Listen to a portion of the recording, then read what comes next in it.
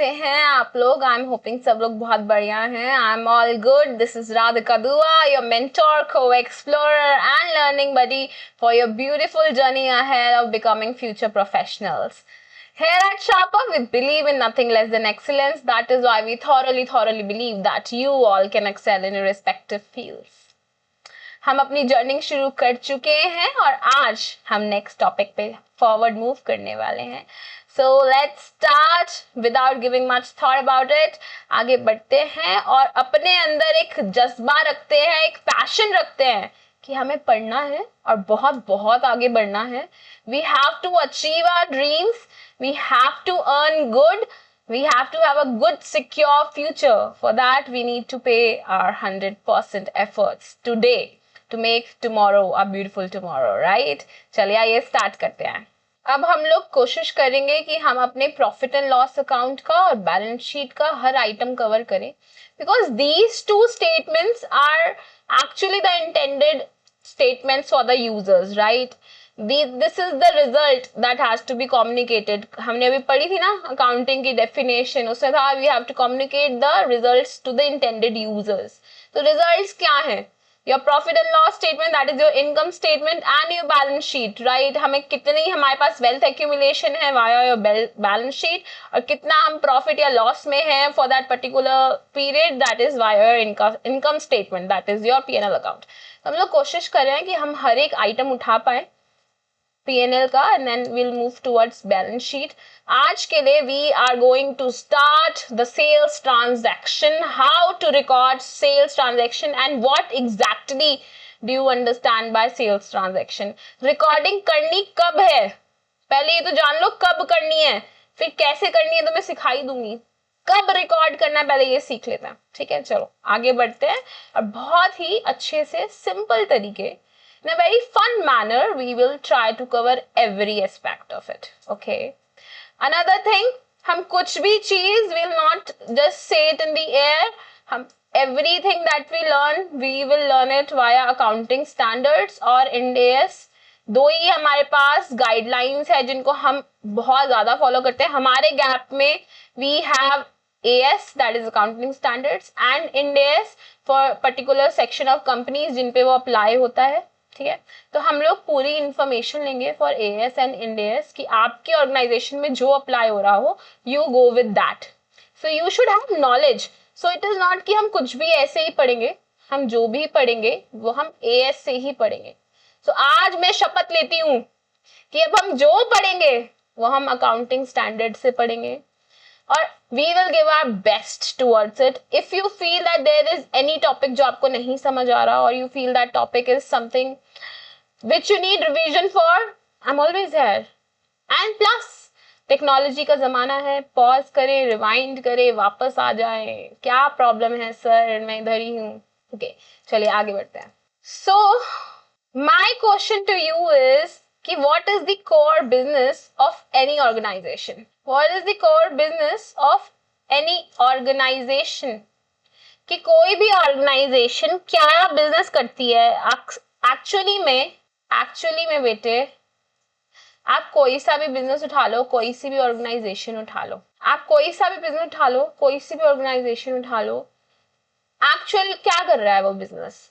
आप ना बड़े से बड़ा बिजनेस उठा लो, छोटे से छोटा बिजनेस उठा लो, आप देखोगे प्राइमरी मोटिव हर बिजनेस का, ऑलमोस्ट हर बिजनेस का कुछ चीज परचेज कर रहे हैं और फिर उसे आगे सेल कर रहे हैं, राइट? खरीदना बेचना, मेजरली बिजनेस यही कर रहा होता है. कुछ खरीद रहा होता है, उसको या तो डायरेक्टली उसको बेच देता है या फिर उसे प्रोसेस करके बेच देता है, राइट? आप परचेज करते हो रॉ मटेरियल, उससे प्रोसेसिंग करते हो और आउटपुट को सेल कर देते हो. कोई भी बिजनेस उठा के देख लेना बेटे, मेजरली आपका फोकस इसी पे होगा, राइट? कुछ ना कुछ ऐसा जरूर होगा जिससे आप आगे सेल कर रहे होंगे, चाहे वो सेल ऑफ गुड है, चाहे वो रेंडरिंग ऑफ सर्विसेज है या अदर इनकम है. तब कोर बिजनेस, आपका कोर क्या है किसी भी बिजनेस का? वो है सेल्स, परचेज करना और फिर उन परचेजेस को सेल्स में कन्वर्ट करना. It can B via processing और विदाउट प्रोसेसिंग. अगर आप कुछ मैन्युफैक्चर कर रहे हैं तो आप उसको प्रोसेस करोगे, एक आउटपुट निकलेगा, उसे सेल करोगे. रॉ मटेरियल आपने परचेज करा और एक आउटपुट को प्रोसेस करके आपने उसको सेल कर दिया. बट अगर आप रिटेलर हैं, मान लीजिए आप रिटेलर हैं, ट्रेडर हैं, क्या करते हैं, माल उठाते हैं और आगे बेच देते हैं, होता है ना। आपका ग्रोसरी स्टोर वाला आपके घर के पास क्या करता है, वो कुरकुरे के पैकेट खरीदता है और आगे कुरकुरे के पैकेट बेच देता है, ऐसी तो कर रहा है।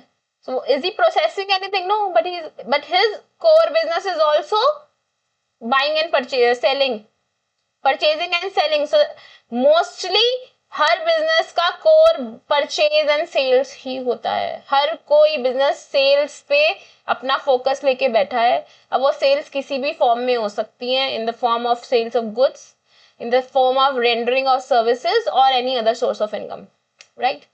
हम आज यही डिटरमाइन करने वाले हैं कि इन सेल्स को कैसे रिकॉर्ड करा जाए। बट मेरे प्यारे दोस्तों, मेरे प्यारे बच्चों, मैं आपसे पूछ रही हूँ, अभी तक हमने मैम ये तो सीखा नहीं कि जर्नल एंट्री बनाते कैसे हैं, हमें तो कुछ पता ही नहीं है, और आप एकदम से सेल्स की बात कर रहे हो, कैसे करें फिर हम?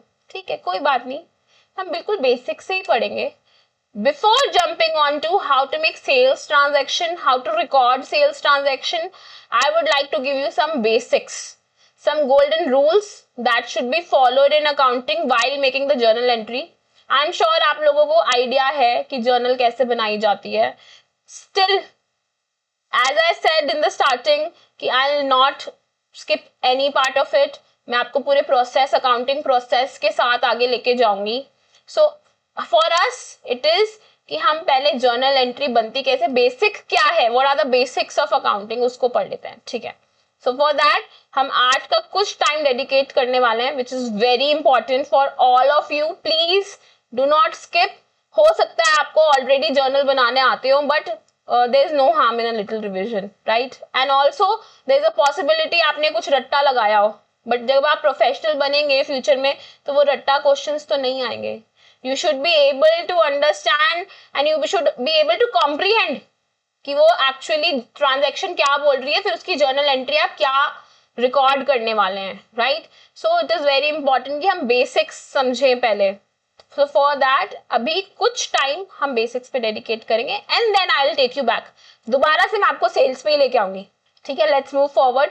Basics of accounting क्या है? बोल रहे every business transaction has a two-fold effect. हाँ, ये तो मैम हमें पता है कि हर business transaction का ना two-fold effect होता है। कैसे होता है? जो record होता है simultaneously in separate two accounts, at least two accounts. यहाँ पे I would like to say at least two separate accounts. ठीक है? For every debit there is a corresponding and equal credit. ये तो मैम हमने कल भी पढ़ा था, आपने हमें dual aspect of accounting पढ़ाया था। that asset, अगर मैं बैलेंस शीट खोलूं तो अगर मैं यहाँ assets का टोटल लगाऊं तो that will be equal to equity plus liability, या फिर मैं इसको इक्विटी को बोल सकती हूँ कैपिटल, राइट। तो मुझे पता है कि जो assets का टोटल आएगा और जो कैपिटल प्लस लाइबिलिटी का टोटल आएगा वो हमेशा इक्वल आएगा। वो क्यों हो रहा है? वो इसलिए हो रहा है बेटे, because of the double effect, the two fold effect of every transaction. कह रहे हैं कि अगर किसी की जेब से कुछ निकला तो वो किसी की जेब में जरूर पहुंचेगा। अगर किसी की जेब से कुछ निकला तो वो किसी की जेब में जरूर पहुंचेगा। क्यों? क्योंकि हर ट्रांजेक्शन का टू फोल्ड इफेक्ट होता है। टू फोल्ड इफेक्ट होता है हर ट्रांजेक्शन का, और इक्वल एंड अपोजिट होता है। इस इक्वल एंड अपोजिट मतलब हर डेबिट के लिए कुछ क्रेडिट जरूर होगा। हर डेबिट के लिए इक्वल एंड अपोजिट क्रेडिट होगा। कल ही पढ़ा था ये हमने, राइट। इसको एक एग्जांपल के थ्रू समझने की कोशिश करते हैं मेरे प्यारे बच्चों। Let's try and understand this via one small example. मान लीजिए there is this person mister Raju and he wants to buy one iPhone. ठीक है, चलो आईफोन छोड़, इसको लैपटॉप खरीदना है। There is this person Mr. Raju and he wants to buy laptop and he has asked his parents कि please आप मुझे एक लैपटॉप खरीद दो। तो उसके पेरेंट्स ने बोला है okay no problem, I will buy you a laptop but you just have to score really good in your exams. If you score 90 plus marks in your exams, I'll buy you one laptop. So Raju is very happy and he is dedicated towards it और वो आराम से पढ़ रहा है, बहुत मेहनत कर रहा है, और अब उसके 90% मार्क्स आ चुके हैं, और वो लैपटॉप अपने पेरेंट के पास गया और बोलता है मुझे आप लैपटॉप दिला दो। ठीक है, तो चलिए आइए देखते हैं कि उसको लैपटॉप मिल रहा है या नहीं मिल रहा है। ठीक है, so mister Raju he wants a laptop, he has asked his parents to buy him one laptop. This is Mr. Raju, this is the parent of Mr. Raju and this is the laptop store. ठीक है, तो mister Raju गए उसके parent के पास, उसके parent ने कहा ठीक है ये लैपटॉप जो वो खरीदना चाहता है मिस्टर राजू 1 लाख रुपीस का है, राइट। तो 1 लाख रुपीस राजू की पेरेंट की पॉकेट से माइनस हुए और राजू की पॉकेट में प्लस हो गए। अगेन जब वो लैपटॉप खरीदने गया तो वो 1 लाख रुपीस राजू की पॉकेट से माइनस हुए और लैपटॉप स्टोर वाले की पॉकेट में प्लस हो गए। So every debit has an equal and opposite credit. अगर किसी एक की जेब से निकलेगा तो डेफिनेटली किसी और की जेब में पहुंचेगा, राइट। अगर किसी एक की जेब में माइनस होगा तो किसी और की जेब में वो प्लस होगा, हमेशा it will be a two fold effect always. इसी को, ये तो हो गया पर्सनल लाइफ एग्जांपल हो गया बेटे, ये तो राइट। ये तो एक बहुत छोटा सा एग्जांपल हो गया। अगर मैं इसको बिजनेस पर्सपेक्टिव से देखूं, से देखूं तो एक XYZ लिमिटेड है एंड दे सेल टायर्स। ठीक है, वो क्या करते हैं, टायर्स सेल करते हैं। इनके सप्लायर हैं ABC लिमिटेड, ये इनके सप्लायर हैं, और इनके कस्टमर हैं, मान लीजिए इनके कस्टमर हैं मिस्टर ए। ठीक है, मिस्टर ए या फिर मिस्टर चिंटू इनके कस्टमर हैं। तो ABC limited raw material of tyres, retailers हैं XYZ limited, they are the retailers. वो टायर्स को खरीदते हैं और उसको आगे बेचते हैं। तो ABC लिमिटेड सप्लायर्स हैं ऑफ टायर्स। ABC लिमिटेड ने XYZ लिमिटेड को सप्लाई करा। क्या सप्लाई करा? टायर सप्लाई करे, जो इंडीड XYZ लिमिटेड ने आगे अपने क्लाइंट को सप्लाई कर दिए। ABC लिमिटेड ने जब मूवमेंट करी, when the movement started from this point to this point, तो you tell me मेरे प्यारे बच्चों, मेरे प्यारे दोस्तों, आप बताइए, you tell me, हाँ सोचिए and tell me कि फर्स्ट ट्रांजैक्शन में from point A to point B, how did the double fold effect take place? ये टू फोल्ड इफेक्ट कैसे हुआ? भाई आप ध्यान से देखो यार, ध्यान से देखो मेरे प्यारे बच्चों, यहां से रॉ मटेरियल माइनस हुआ और यहाँ पे वही मटेरियल ऐड हो गया। सेम वेज जब B ने C को सप्लाई करा तो यहां से वो मटेरियल माइनस हुआ और यहाँ पे वो प्लस हो गया। ये तो बात हुई मटेरियल की, now let's talk about money. Okay, mister Chintu के बैंक अकाउंट से मान लीजिए this transaction took place for 40,000 rupees. ठीक है, XYZ लिमिटेड ने मिस्टर चिंटू को टायर्स बेचे हैं फॉर 40,000 रुपीज। मिस्टर चिंटू की पॉकेट से 40,000 रुपीज माइनस हुए और XYZ लिमिटेड की पॉकेट में 40,000 रुपीज प्लस हो गए। Now ABC Limited and XY Limited also must have had a financial transaction, right? मान लीजिए ABC Limited ने XYZ Limited को ये टायर्स 30,000 रुपीज में बेचे थे, तो XYZ Limited से 30,000 रुपीज माइनस हो गए और ABC Limited के पास 30,000 रुपीज ऐड हो गए। सो you will see every transaction, चाहे वो गुड्स में हो रही है, चाहे वो मटेरियल में हो रही है, चाहे वो मनी में हो रही है, किसी एक की पॉकेट से निकल रहा है और दूसरे की पॉकेट में जाके वो ऐड हो जा रहा है। Always it will have a double effect, two fold effect है हमेशा हर ट्रांजैक्शन का। अगर मैं सिर्फ पॉइंट A से पॉइंट B की तरफ भी जाऊं, मैं भूल जाऊं कि हमारे पास मिस्टर चिंटू भी हैं, then also you will see कि इस ट्रांजैक्शन में भी, हियर एज वेल, यहाँ पर भी सिर्फ इतने पोर्शन में भी आप देखो कि यहाँ से माइनस हुआ तो यहाँ प्लस हो गया, और जब मनी भी यहाँ से माइनस हुई तो यहाँ पर प्लस हो गई। So always every debit will have equal and opposite credit, always always remember that. इसी बात पर हमारा पूरा accounting system is the foundation for this thing is the foundation for the whole accounting system, right? ये हमारी पूरा accounting system इसी बात पे टिका हुआ है कि every debit will have an equal and opposite credit। अगर ऐसा ही है तो let's understand some rules जो हमारे इस एक्चुअली डेबिट क्रेडिट के साथ जुड़े हुए हैं, ताकि हमें जर्नल एंट्री बनानी आ जाए, हमें समझ आ जाए कि एक जर्नल कैसे पास किया जाता है, what are the rules associated with it, what are the different types of accounts that we have, ताकि हमें कोई सी भी ट्रांजैक्शन आ जाए फ्यूचर में, let alone sales, कोई सी भी ट्रांजैक्शन आ जाए, we know the basics। There's a modern approach also। See, there are two ways of doing things, one rectification, second logic। मैं आपको दोनों ही बता दूंगी अभी। I'll tell you the modern approach also and I'll tell you the logical approach, that is the golden traditional rules। आपको जो समझ आए you can adopt that, ठीक है? You can adopt whatever you feel is feasible। If you'll ask me, I'll always tell you that go with the golden rules because they're more logical। Every entry can be done via that and it makes sense। So accounting is all about making sense। If it is making sense to you, go ahead, kudos। If it is not making sense to you, then it is just rectification। कितनी बार rectification कर लोगे? New entry आएगी, थोड़ी सी complex होगी, then you will be stuck there। What will you do? That is why I am telling you, आज थोड़ी सी मेहनत कर लो ताकि कल बहुत आसान हो, ठीक है? तो let's move ahead।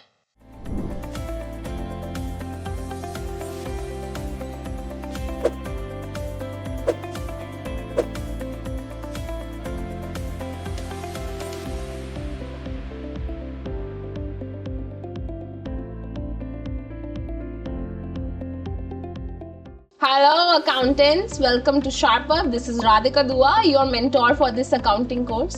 यहाँ हम आपको अकाउंटिंग कंसेप्चुअली और प्रैक्टिकली दोनों तरीके से सिखाते हैं। आज मैं आपसे कुछ बातें करने आई हूँ। First, why do you need this accounting course? 2, इस कोर्स का ऑब्जेक्टिव कैसा रहेगा? Third, what is the syllabus for this course? And fourth, why you should choose SharpUp। Let's talk about point number 1। Why do you need this accounting course? बिना conceptual clarity के लिए accountant बनना तो impossible है, right? Most of the accountants feel कि tally सीख लिया तो accounting सीख ली, जबकि tally सिर्फ एक accounting software है। Most of the accountants they do not know from where to start and where to end। अब अगर ऑब्जेक्टिव की बात करें तो हमारा ऑब्जेक्टिव है आपको प्रैक्टिकली और कंसेप्चुअली ट्रेन करने का, आपको रियल वर्ल्ड अकाउंटिंग सिखाने का और एंड ऑफ कोर्स आपको जॉब रेडी बनाने का। बात करें सिलेबस की तो हम आपको कुछ 35 सेशंस देने वाले हैं where you will get 40+ hours of practical training। आइए मैं आपको अपनी वेबसाइट की तरफ ले जाती हूँ। यहाँ पर आपको फ्री डेमो सेशन मिलेगा।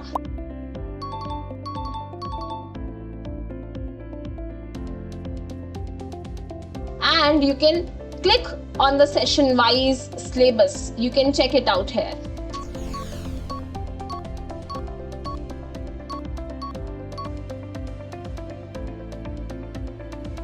अब अगर मैं बात करूं कि why you should choose SharpUp, देखिए we have 40+ hours of comprehensive learning। Affordable course है, सर्टिफिकेशन मिलेगी, हाँ जी सर्टिफिकेशन भी मिलेगी कंप्लीशन पे। साथ ही साथ we have a 3-day refund policy for you. बहुत ही सिंपल लैंग्वेज में इंग्लिश प्लस हिंदी आपको ये कोर्स अवेलेबल होने वाला है। We have already trained 1000+ accountants out there in industry.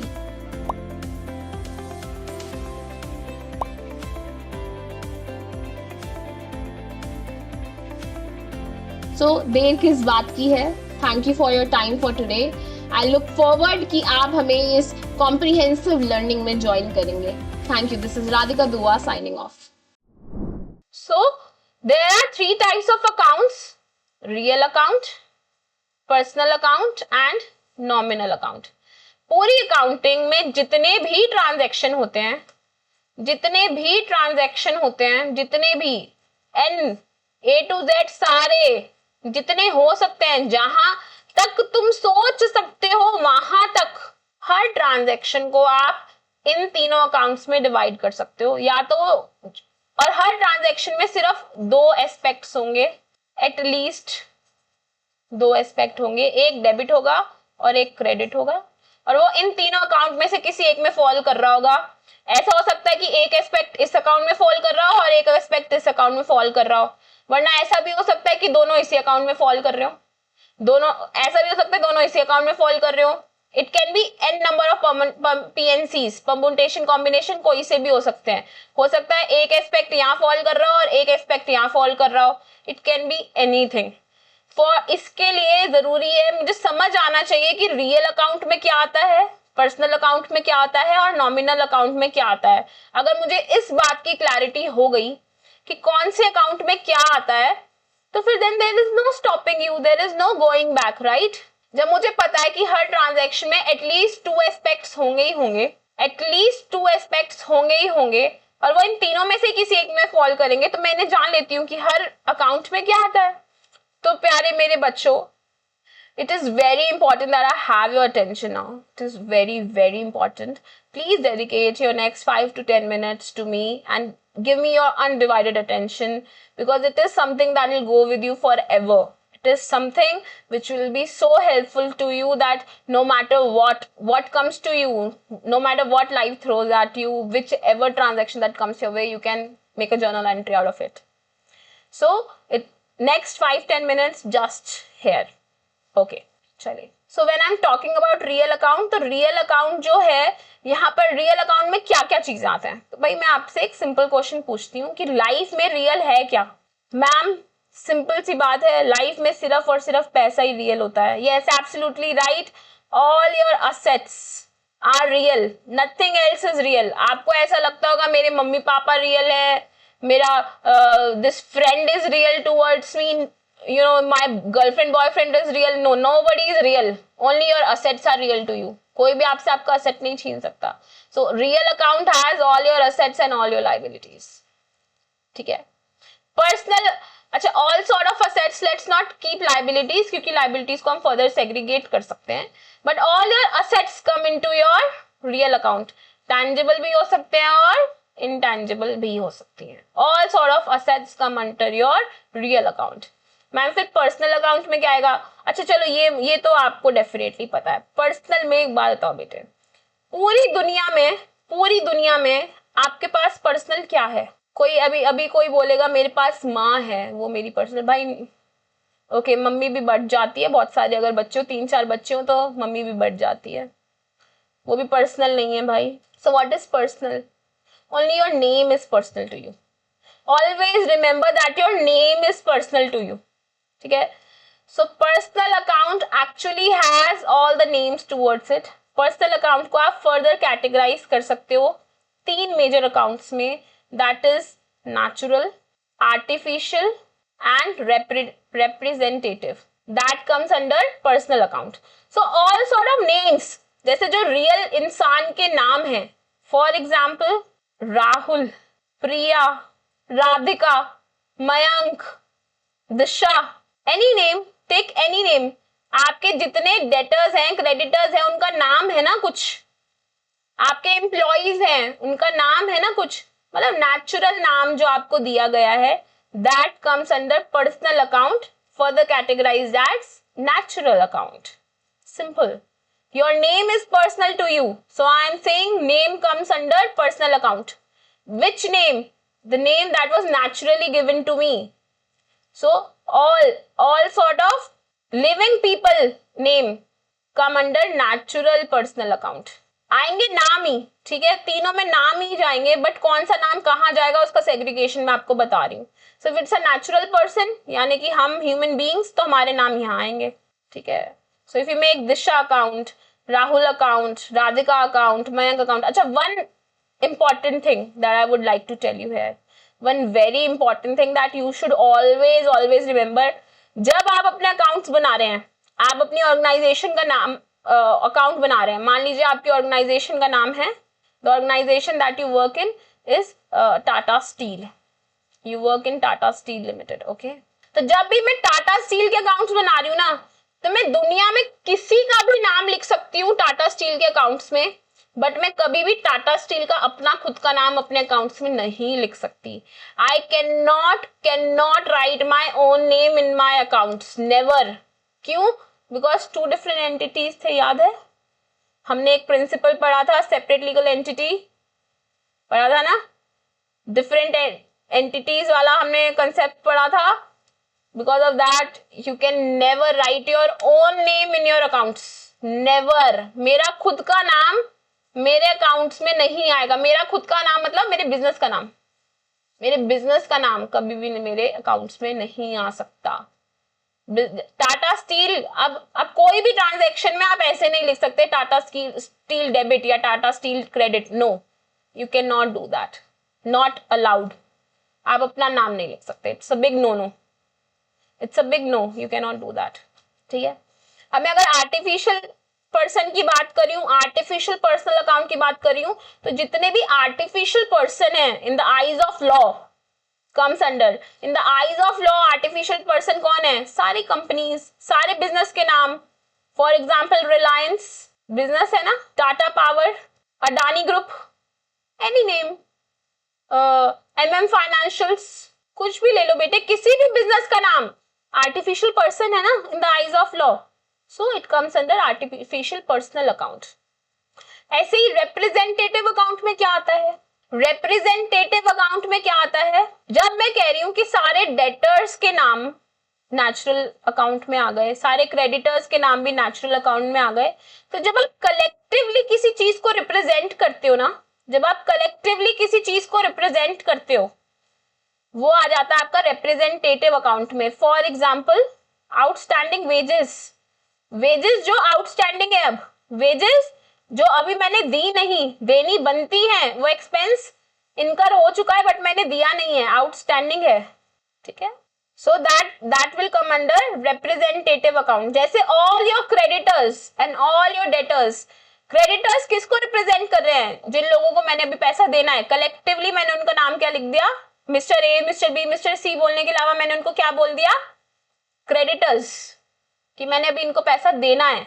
और जिनसे मुझे भी पैसा मिलना है, मेरे debtors, mister X, mister Y, mister Z, इन सबसे मुझे भी पैसा मिलना है, मेरे डेटर्स हैं ये, तो मैंने उनको कलेक्टिवली क्या बोल दिया? Debtors. So it comes under representative account. आखिरी में let's talk about nominal account. तो नॉमिनल अकाउंट में आती हैं आपकी सारे expenses and all your incomes, all your expenses and losses and all your income and gains come under nominal account. अब ma'am हमें ये तो पता चल गया है कि कौन से अकाउंट में क्या आता है. चलो एक बार आपको समरी भी दिखा देती हूँ मैं कि कौन से अकाउंट में क्या आता है फॉर योर बेटर अंडरस्टैंडिंग. अब कोई भी ट्रांजैक्शन होगी तो आप कम से कम आइडेंटिफाई तो कर पाओगे कि ये पर्टिकुलर चीज कौन से अकाउंट में आती है. ठीक है. तो I made this table for you. It covers mostly everything. It is not an exclusive list, it is an inclusive list, but it covers majorly, मोटा मोटा सब कवर हो गया है. तो रियल अकाउंट में आपके सारे टैंजिबल असेट्स आते हैं और सारे इनटैंजिबल असेट्स आते हैं. So real account represent assets owned by the business, either tangible और इनटैंजिबल. ऐसी पर्सनल अकाउंट में, पर्सनल अकाउंट को आप 3 पार्ट्स में आगे डिवाइड कर सकते हो. Natural account, natural personal account, artificial personal account and representative personal account. Personal account में जो भी नेचुरल पर्सन होते हैं, जैसे जॉन, राहुल, एम्प्लॉइज अकाउंट, मेरे जितने भी एम्प्लॉइज हैं वो सब आ गए मेरे नेचुरल पर्सन में. आर्टिफिशियल पर्सन में आ गए जैसे बैंक अकाउंट. आपका जो बैंक अकाउंट है, it comes under your artificial person. Reliance Industries, Tata steel, मतलब artificial person in the eyes of law. Simple है, artificial person in the eyes of law. Law की आईज में जो भी आर्टिफिशियल पर्सन है, जैसे कि सारे बिजनेस हैं वो होते हैं. आखिरी में रिप्रेजेंटेटिव अकाउंट. तो रिप्रेजेंटेटिव अकाउंट में जितनी भी आपकी रिप्रेजेंट कर रही है चीजें, जैसे कि outstanding wages, prepaid expenses, accrued income, unearned revenue, debtors, creditors, वो सब आ गए आपके पर्सनल अकाउंट में.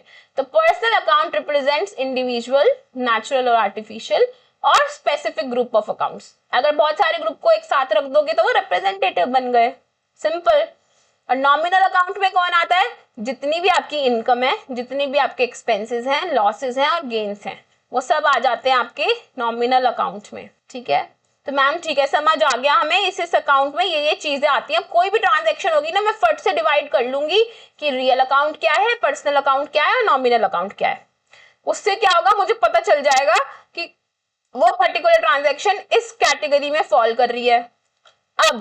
अब ध्यान देंगे सब लोग please, everybody please please. Now comes the major thing. Segregation करनी सीख ली और ये हम बहुत सालों से सीखते भी आए हैं। अब हमें सीखना है कि इसके रूल्स क्या हैं। अब जैसे ही आपने डिवाइड कर लिया, ट्रांजैक्शन दी, आपके सामने एक ट्रांजैक्शन आई, आपने फट से डिटरमाइन कर लिया कि ये ट्रांजैक्शन के जो दो एस्पेक्ट हैं, एटलीस्ट दो एस्पेक्ट जो होने चाहिए, एक डेबिट होगा एक क्रेडिट होगा, वो रियल अकाउंट में आ रहा है या पर्सनल अकाउंट में आ रहा है या नॉमिनल अकाउंट में आ रहा है। हो सकता है एक एस्पेक्ट रियल अकाउंट में आ रहा हो, एक एस्पेक्ट पर्सनल अकाउंट में आ रहा हो, या एक एस्पेक्ट पर्सनल में आ रहा हो, एक नॉमिनल में आ रहा हो, एंड वाइस वर्सा। एक नॉमिनल में आ रहा हो, एक रियल में आ रहा हो। It can be any PNC, या फिर ऐसा हो कि दोनों ही रियल में आ रहे हो, दोनों ही पर्सनल में आ रहे हो, दोनों ही नॉमिनल में आ रहे हो। It can be anything, right. कुछ भी पीएनसी हो सकता है। आप आपने डिटरमाइन कर लिया कि कौन से अकाउंट में जा रहा है। जैसे ही आपने अकाउंट में डाल दिया, अब उस अकाउंट का रूल लगाओ। 3 अकाउंट है, तीनों अकाउंट के 3 डिफरेंट रूल्स, ठीक है। आपको पता चल गया कि कौन से अकाउंट में फॉल कर रही है ट्रांजैक्शन। वो जो एस्पेक्ट है मेरे ट्रांजैक्शन का, वो कौन से अकाउंट में फॉल कर रहा है, उस अकाउंट का रूल लगा दो, ठीक है। तो रूल जान लेते हैं मैम, ये तो बहुत इजी हो गया। फट से डिटरमाइन कर लिया मैंने कि रियल है या पर्सनल है या नॉमिनल है। अब मैं जानती हूँ कि रियल का रूल क्या है, पर्सनल का रूल क्या है, नॉमिनल का रूल क्या है, उस अकॉर्डिंग में ट्रांजैक्शन पास कर दूंगी, right. So easy, yes, and so logical also, right. Logic है हर चीज के पीछे, ठीक है मैम। जल्दी से आप बता दो रूल्स क्या है। Okay, I tell you the rules. Here at Sharper, we believe that all your questions should be answered and all the logic should be transferred. All the logic should be transferred to you by us. So, these classes are really beneficial for you because they'll take you one step closer to your dreams. चलिए आगे बढ़ते हैं। क्या rule है? 3 different account है तो 3 different rules होने चाहिए। हाँ जी बिल्कुल। क्या है रूल्स? पहला रियल अकाउंट, दूसरा पर्सनल अकाउंट एंड तीसरा नॉमिनल अकाउंट, राइट। यही पढ़ा है हमने? हाँ जी यही पढ़ा है। तो रियल अकाउंट का रूल है debit what comes in and credit what goes out. मतलब मैम कह रहे हैं कुछ भी जो तुम्हारे बिजनेस में अंदर आए उसको तो डेबिट कर देना, और जो भी तुम्हारे बिजनेस से बाहर जाए उसे क्रेडिट कर देना। मैम समझ नहीं आया, आपने तो कहा था एक ट्रांजैक्शन है, आपने तो ऐसे बताया है कि एक ट्रांजैक्शन है, एक ट्रांजैक्शन हुई है, कुछ भी हो सकती है वो ट्रांजैक्शन, उसमें मुझे 2 एस्पेक्ट्स ढूंढने हैं। उन 2 एस्पेक्ट्स में से मुझे देखना है कि वो कौन से अकाउंट में फॉल कर रहा है, इसमें या इसमें, राइट। अब वो अकाउंट अगर मान लीजिए वो एस्पेक्ट रियल अकाउंट में फॉल कर रहा है, तो अब बताओ मुझे कैसे चेक करना है कि वो हमारे अंदर आ रहा है बिजनेस के या बाहर जा रहा है। बेटे मान लो आपने जो एस्पेक्ट चूज करा है, जिस ट्रांजैक्शन को आपने रिकॉर्ड करना है, वो एस्पेक्ट आपके बिजनेस में और वो रियल अकाउंट में फॉल कर रहा है। अगर वो आपके बिजनेस में आ रहा है तो यू विल डेबिट इट, अगर वो आपके बिजनेस से जा रहा है so you will credit it. Oh that's so simple ma'am. Yes it is very simple. You just have to see जो फाइनेंशियल ट्रांजैक्शन हो रही है, the transaction that is taking place, whether it is coming into your business or going out of your business, if it falls under real account. Wow ma'am ये तो बहुत बढ़िया है। भाई देखो सिंपल सा रूल है, कुछ ना कुछ फाइनेंशियल इन्वॉल्वमेंट तो होगी ना, फाइनेंशियल इन्वॉल्वमेंट तो होनी ही है, क्योंकि हम रिकॉर्ड ही वो करते हैं जिसमें फाइनेंशियल एस्पेक्ट हो, जिसको मनी में मेजर कर पाए। तो कुछ ना कुछ तो है, या तो आज हो जाएगा वो फाइनेंशियल इन्वॉल्वमेंट या फ्यूचर में होना है, या तो मैंने सैलरी दे दी होगी या देनी होगी फ्यूचर में, राइट। अगर फ्यूचर में भी देनी हुई मतलब आउटस्टैंडिंग है, वो भी पर्सनल अकाउंट में आ गई, फिर उसके हिसाब से कर देंगे। तो पर्सनल अकाउंट का क्या रूल है? पर्सनल अकाउंट का रूल है भाई देखो, रियल अकाउंट में सारे असेट्स आते हैं। अगर एसेट आपके बिजनेस में आ रहा होगा तो डेबिट कर देना, जा रहा होगा तो क्रेडिट कर देना, सिंपल है। ऐसी पर्सनल अकाउंट में सारे नाम आते हैं, चाहे वो नेचुरल हो, चाहे आर्टिफिशियल हो या रिप्रेजेंटेटिव हो। अगर डेबिट द रिसीवर, यहाँ का रूल है debit the receiver and credit the giver, debit the receiver and credit the giver, personal account का रूल है ये। क्या रूल है? एक बारी सब दोबारा बोलेंगे, debit the receiver and credit the giver, मतलब जिस पर्सन के बारे में आप बात कर रहे हैं, चाहे वो नेचुरल है, चाहे वो पर्सनल आर्टिफिशियल है, चाहे वो रिप्रेजेंटेटिव है, जिस एस्पेक्ट को आप रिकॉर्ड करना चाह रहे हो, जिस एस्पेक्ट को आप रिकॉर्ड करना चाह रहे हो, आपको बस ये देखना है कि जो पर्सन नेचुरल, आर्टिफिशियल या रिप्रेजेंटेटिव, अगर वो रिसीवर है तो उसको डेबिट कर देना, अगर वो गिवर है तो उसको क्रेडिट कर देना। अगर वो आपके बिजनेस में का रिसीवर है तो उसको डेबिट कर देना, अगर वो आपके बिजनेस का गिवर है तो उसको क्रेडिट कर देना। वाओ मैम, ये तो बहुत सिंपल हो गया। Yes, debit the receiver, credit the giver. Third आ गया नॉमिनल अकाउंट। नॉमिनल अकाउंट में हम बात करते हैं सारे एक्सपेंसेस की, लॉसेस की, इनकम की या गेन्स की। इसका भी एक बहुत सिंपल सा रूल है, can debit all your expenses and credit all your incomes. Wow ma'am, ये तो अगर आपका एक्सपेंस हो रहा हो बिजनेस का, डेबिट कर देना, अगर आपकी इनकम हो रही हो बिजनेस की, क्रेडिट कर देना। इससे ज्यादा सिंपल क्या हो सकता है बताओ, एंड इससे ज्यादा लॉजिकल क्या हो सकता है बताओ। कैन डेबिट व्हाट कम्स इन। अगर आपका, हम रियल अकाउंट में क्या होता है, सारे असेट्स ही तो होते हैं। अगर असेट आ रहा होगा तो डेबिट कर देना, जा रहा होगा तो क्रेडिट कर देना। पर्सनल अकाउंट में जो जो चीजें आती हैं, अगर वो debit the receiver and credit the giver, कह रहे हैं अगर वो रिसीवर है, जिस पर्टिकुलर एस्पेक्ट के बारे में आप बात कर रहे हो, अगर वो नो मैटर नेचुरल है, आर्टिफिशियल है, रिप्रेजेंटेटिव है, फर्क नहीं पड़ता, तीनों के लिए सेम ही रूल है कि debit the receiver, credit the giver. ऐसे नॉमिनल के लिए क्या रूल है, नॉमिनल के लिए रूल है debit the expenses and credit the income. Ma'am कोई शॉर्टकट है तो बता दो, हमारे लिए तो बहुत मुश्किल हो जाएगा 3 रूल याद करना। है बेटे, है एक शॉर्टकट भी है, ऐसे याद कर लो। रियल अकाउंट को always remember by O2 CO2। O2 comes in, CO2 goes out, right? तो O2 debit and CO2 credit. ऐसे याद कर लो आप इसको, O2 debit, CO2 credit. So debit what comes in, credit what goes out. So you can remember it by O2 CO2. Same ways अगर मुझे personal account याद करना है तो इसको याद करने का शॉर्टकट है लेन देन। लेन देन, हमारे बीच में एक लेन देन हुआ है। लेन देन मतलब लेने वाला कौन, रिसीवर, देने वाला कौन, giver. So you can remember it by लेन देन। लेने वाला डेबिट, देने वाला क्रेडिट। और इसको याद करने की तो जरूरत ही नहीं है, debit all your expenses, credit all your incomes. Ma'am इसके लिए भी कोई शॉर्टकट, आपने देखा होगा जब भी आप यूपीआई यूज करते हो तो आपके पास मैसेज आता है your bank was debited with this amount. आपने एक्सपेंस करा ना, डेबिट हो जाता है, वहां से याद कर लो। Income is credited in your account, so your income is credited in your bank account, वहां से याद कर लो। ओके, चलिए आगे बढ़ते हैं।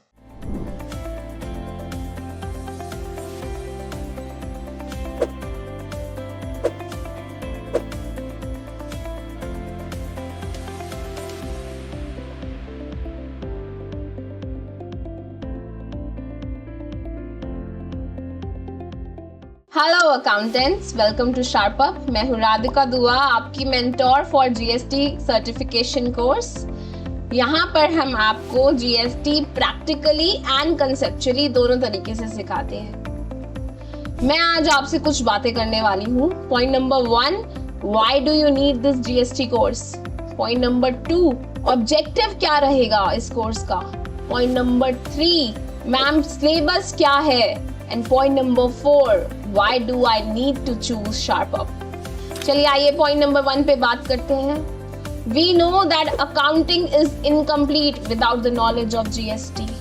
बहुत सारे अकाउंटेंट्स वहाँ ये सोच रहे हैं कि GSTR 3B and 1 सीख लिया तो पूरा GST आ गया, जबकि ये दोनों तो सिर्फ 2 रिटर्न्स हैं। GST वर्ल्ड बहुत बड़ा है।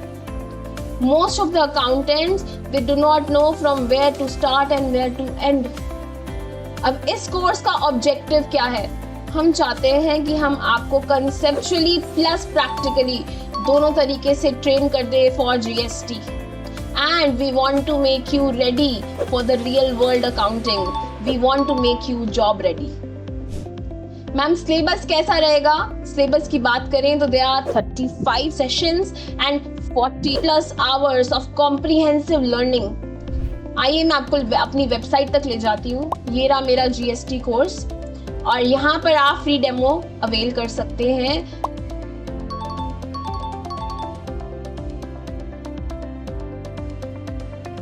और सेशन वाइज पूरे जीएसटी सिलेबस को देख सकते हैं।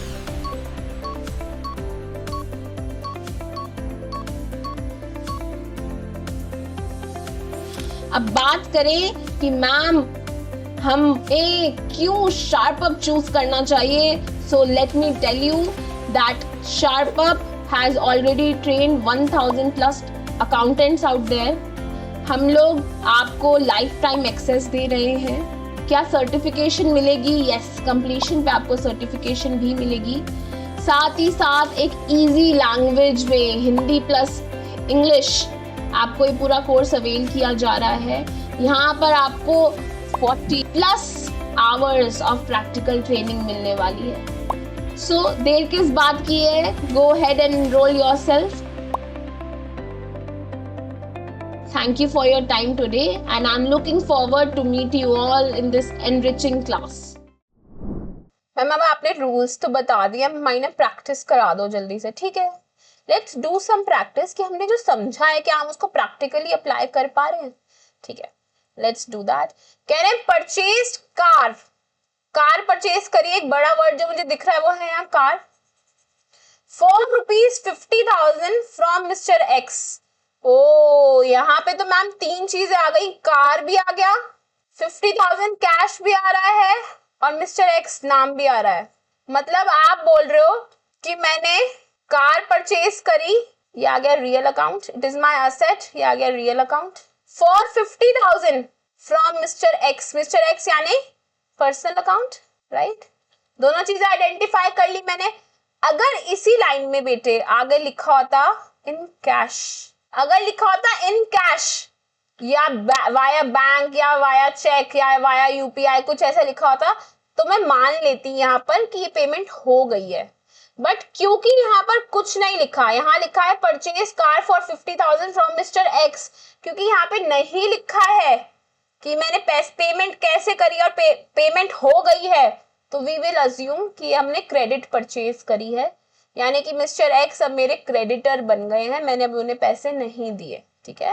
सो the two words that are important to me now are car and mister X. Car हो गया रियल अकाउंट और मिस्टर एक्स हो गया पर्सनल अकाउंट। और बाकी कुछ और दिख रहा है जो इंपॉर्टेंट हो, purchase, rupees, doesn't matter, right? So real account and personal account. तो कार के लिए जल्दी से रियल अकाउंट बनाओ। Debit what comes in and credit what goes out, यही पढ़ा है मैंने। तो बताओ कार आपके बिजनेस में आ रही है या जा रही है? जल्दी से बताओ, कार आपके बिजनेस में आ रही है या जा रही है? Ma'am it is coming into our business, तो बस it is definite here, car is coming into your business, so car can be debited. Debit what comes in, so car account debit. ऐसे ही है ना, यही तो पढ़ा है कि डेबिट व्हाट कम्स इन, तो कार आ रही है ना, कार अकाउंट डेबिट। और अब देखो दूसरा अकाउंट हमने देखा मिस्टर एक्स का पर्सनल अकाउंट। एक तो पहली बात यहीं पर क्लियर हो जाना चाहिए कि एक चीज डेबिट होगी तो एक चीज क्रेडिट होगी। तो मिस्टर एक्स वैसे आपको आंखें बंद करके क्रेडिट में लिख देना चाहिए, बट वो आप तब करोगे जब आपकी बहुत प्रैक्टिस हो जाएगी। अभी के लिए लॉजिकली चलो, मिस्टर एक्स क्या है? Personal account. मिस्टर एक्स क्या है? Personal account. पर्सनल अकाउंट का क्या रूल है? Debit the receiver and credit the giver. आपके बिजनेस के लिए मिस्टर एक्स रिसीवर है या गिवर है? मिस्टर एक्स गिवर है। मिस्टर एक्स दे रहे हैं आपको, ले थोड़ी रहे हैं आपसे कुछ। Mister X is the giver, so you have to credit mister X, तो टू मिस्टर एक्स। अमाउंट क्या लिखे मैम? 50,000 दिया तो ट्रांजेक्शन में 50,000। नरेशन लिखूंगी मैं, being car purchased from mister x. अभी मैंने उसकी पेमेंट नहीं करी है, पेमेंट करनी है मुझे अभी उसकी फ्यूचर में, राइट? अगर अच्छा नेक्स्ट पढ़ो, मैं इसको फिर थोड़ा सा कॉम्प्लिकेट करूंगी अभी नेक्स्ट पढ़ो। Sold furniture for ₹50,000 to mister Y. दो मेजर वर्ड्स क्या दिख रहे हैं आपको? एक तो मुझे दिख रहा है वर्ड फर्नीचर और दूसरा मुझे वर्ड दिख रहा है मिस्टर वाई। ये दो चीजें दिख रही हैं, फर्नीचर एंड मिस्टर वाई, दो मेजर वर्ड्स दिख रहे हैं। इसके अलावा कुछ और दिख रहा है आपको? कुछ नहीं दिख रहा, ठीक है। दो मेजर वर्ड्स जो है फर्नीचर और मिस्टर वाई। फर्नीचर क्या है? असेट है, तो यानी क्या है? मेरा रियल अकाउंट है। और मिस्टर वाई मेरे लिए पर्सनल अकाउंट है, because all names, all sort of names, चाहे वो नेचुरल हो, आर्टिफिशियल हो, representative, comes under personal account. Real account का जल्दी से रूल बता दीजिए, debit what comes in and credit what goes out. तो फर्नीचर आपके बिजनेस में आ रहा है या आपके बिजनेस से जा रहा है? सोल्ड, सेल करा है, तो मेरे बिजनेस से फर्नीचर जा रहा है तो मैं जल्दी से लिख दूंगी टू फर्नीचर, क्रेडिट कर दूंगी ना, जो चला गया मेरे पास से, क्रेडिट करने के लिए मैं ऐसे लिखती हूँ टू फर्नीचर। ठीक है, अब देखो personal account mister Y, personal account क्या रूल है? Debit the receiver and credit the giver. आपके बिजनेस के लिए मिस्टर वाई रिसीवर है या गिवर है? वो आप फर्नीचर दे रहे हो तो he is a receiver, he is on the receiving end, so you have to debit mister Y. तो mister Y account debit. Ma'am amount 50,000 दिया तो है। अब इसको थोड़ा सा कॉम्प्लिकेट करते हैं। ठीक है, अब इसको मैं थोड़ा सा कॉम्प्लिकेट करना चाहती हूँ। ये आपने एंट्री लिख ली, please pause here, take a screenshot or write it down in your notebook. I always tell you write it down. हमेशा लिखो, चीजों को लिखोगे तो उतना समझ आएगा। ठीक है, now pause, take a screenshot, write or write however it goes for you. Now I am going to change this example a bit. ठीक है, चलिए, purchase car for 50,000 from Mr. X via bank. ठीक है, और check, कुछ भी लिखा हो कि मैंने चेक से, मतलब मैंने 50,000 रुपए अब मिस्टर एक्स को दे दिए हैं। तो अब यहाँ पे दो वर्ड जो इंपॉर्टेंट है, कार इंपॉर्टेंट दिख रहा है, मिस्टर एक्स मुझे इंपॉर्टेंट दिख रहा है, और चेक मुझे इंपॉर्टेंट दिख रहा है। तीन वर्ड जो मुझे इंपॉर्टेंट दिख रहे हैं वो है कार, मिस्टर एक्स और चेक। राइट, कभी भी अगर ऐसा हो जाए, कभी भी अगर ऐसा हो जाए that you find that three aspects that are important, जो ट्रांजैक्शन में तीन चीजें इन्वॉल्व हो रही हैं, कार किससे ली? मिस्टर एक्स से, और पैसे में ली, तीनों चीजें दिख रही हैं मुझे। ठीक है, अगर बैंक से तो पर्सनल अकाउंट भी हो गया, वो भी हो गया। ठीक है, अगर कभी भी कैश में आपने, मतलब आपको कभी भी तीन एस्पेक्ट दिख रहे हैं, तीन, थ्री, कभी भी ऐसा हो जाए तीन इन्वॉल्वमेंट हो रही है, दो रियल अकाउंट की और एक पर्सनल अकाउंट की इसमें दिख रही है मुझे, अदरवाइज ऐसा भी हो सकता था एक रियल की, एक नॉमिनल की, एक पर्सनल की। कभी भी अगर ऐसा हो जाए, या फिर दो नॉमिनल की और एक पर्सनल की, अगर ऐसा भी हो जाए, if ever it happens and you have to choose, क्योंकि एक डेबिट करूंगी एक क्रेडिट करूंगी, राइट, कॉम्प्लेक्स ट्रांजैक्शन तो है नहीं है कि इसको तीन पार्ट में तोड़ूंगी, दो सिंपल सी ट्रांजैक्शन है, दो ही पार्टी इन्वॉल्व हो सकती है, एक डेबिट हो सकता है, क्रेडिट हो सकता है। मेरे सामने मैं तीन तो मैं तीन को नहीं ले सकती, I will have to let one go. अगर कभी भी ऐसा हो जाए कि आपके सामने पर्सनल अकाउंट है और दो कोई और से अकाउंट है, कभी भी ऐसा हो जाए कि आपके सामने पर्सनल अकाउंट है और दो कोई और से अकाउंट है, चाहे वो दोनों रियल के हों, चाहे दोनों नॉमिनल के हों, एक रियल का हो एक नॉमिनल का हो, दोनों नॉमिनल का हो, कोई भी पीएनसी लगा लो, अगर कभी भी ऐसा हो जाए तो आपको उस वक्त you have to ignore personal account. This is what you have to do. Name, personal account में भी पर्टिकुलरली नेम, जो नेम है उसे आप इग्नोर करेंगे। This is how it goes, this is very very important. तो इसमें कार, मिस्टर एक्स और चेक में जो मैं चीज लेट गो करूंगी वो है mister X. Why will I do that? क्योंकि ये नॉर्मल रूल है बेटे, इट्स अ नॉर्मल रूल। क्योंकि मेरे लिए मेजर दो बड़े खिलाड़ी जो बैठे हैं वो बैठे हैं कार और पैसा। कार और पैसा, कहां से आया पैसा मैं नरेशन में लिख सकती हूँ, बट पैसा रिकॉर्ड करना तो बहुत जरूरी है। लॉजिकली सोचो, इन तीनों चीजों में से कौन सी ऐसी चीज है जिसको मैं नरेशन में भी लिखूंगी तो चलेगा, मेरा जो बिजनेस है उसमें मेजर चीजें इंपैक्ट नहीं होंगी। भाई मेरे बिजनेस में मेजर मेरे असेट है, मेरा कैश है, वो मेरे लिए बहुत इंपॉर्टेंट है, तो उसको तो मुझे रिकॉर्ड करना पड़ेगा, उस अकाउंट को तो मुझे डेबिट क्रेडिट करना ही पड़ेगा ना, अदरवाइज मेरे टैली नहीं होगा, मेरा कैश मेरे कैश से टैली नहीं होगा, मेरे असेट से टैली नहीं होंगी, लाइबिलिटीज नहीं दिखेंगी मुझे अपनी प्योर, राइट। तो कभी भी अगर ऐसा हो जाए कि पर्सनल अकाउंट में नाम दिख रहा है और बाकी दो एस्पेक्ट दिख रहे हैं तो आप नेम को इग्नोर करोगे ऑलवेज। तो आप एंट्री बनाओगे यहाँ कार में रियल अकाउंट, और चेक भी जा रहा है आपके यहाँ से, तो कार के लिए आप एंट्री मारोगे परचेज कार, तो debit what comes in, credit what goes out. Car आपके बिजनेस में आ रही है जा रही है, मैम आ रही है हमारे बिजनेस में, so debit the car, so car account debit. और आपके पास से क्या चला गया, टू चेक या फिर टू बैंक, टू बैंक लिखेंगे आप, टू बैंक। देखिए बैंक भी मुझे पता है पर्सनल अकाउंट होता है, मैंने अभी पढ़ा था, इसमें आओ, आ जाओ चार्ट में आ जाओ। बैंक मैंने लिखा है, बैंक के नाम के साथ जब आप बैंक अकाउंट लिखते हो पर्सनल अकाउंट होता है वो पर्सनल अकाउंट ही। मैंने पर्सनल अकाउंट में भी आपको नाम इग्नोर करने के लिए कहा है, not all together personal account, personal account में भी नाम इग्नोर करने को कहा है मैंने सिर्फ, दैट्स इट। तो टू बैंक अकाउंट कितने में, 50,000 में।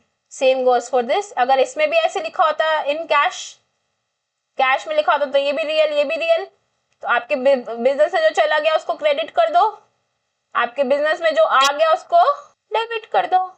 कैश आपके बिजनेस में आ रहा था, फर्नीचर आपके बिजनेस से जा रहा था।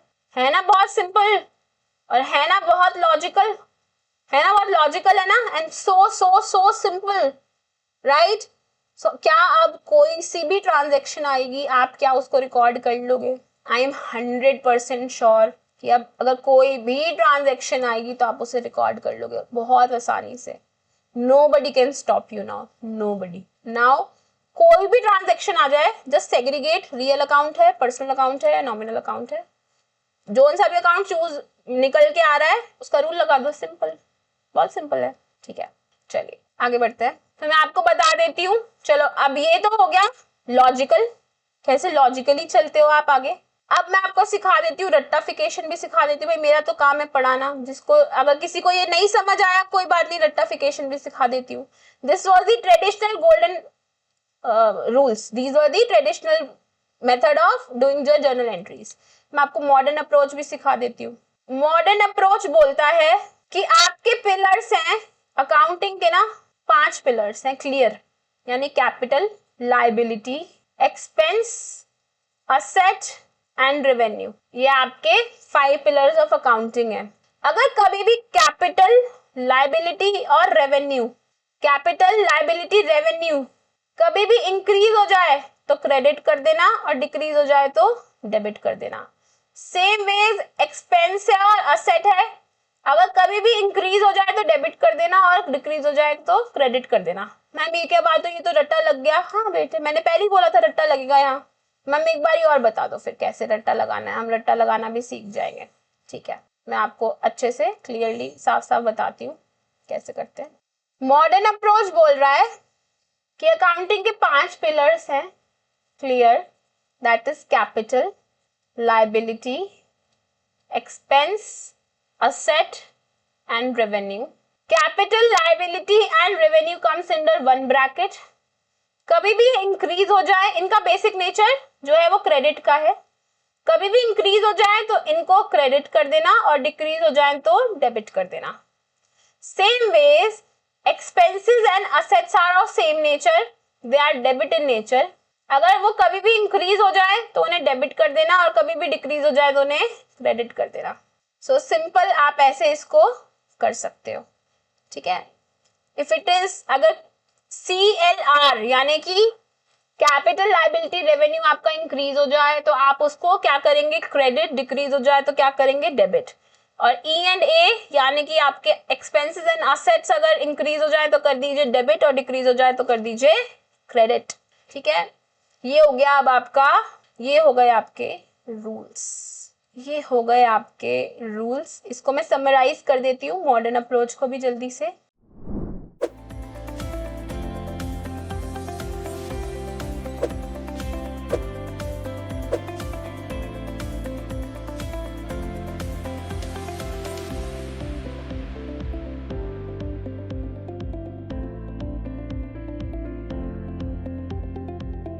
Hello accountant, welcome to SharpUp.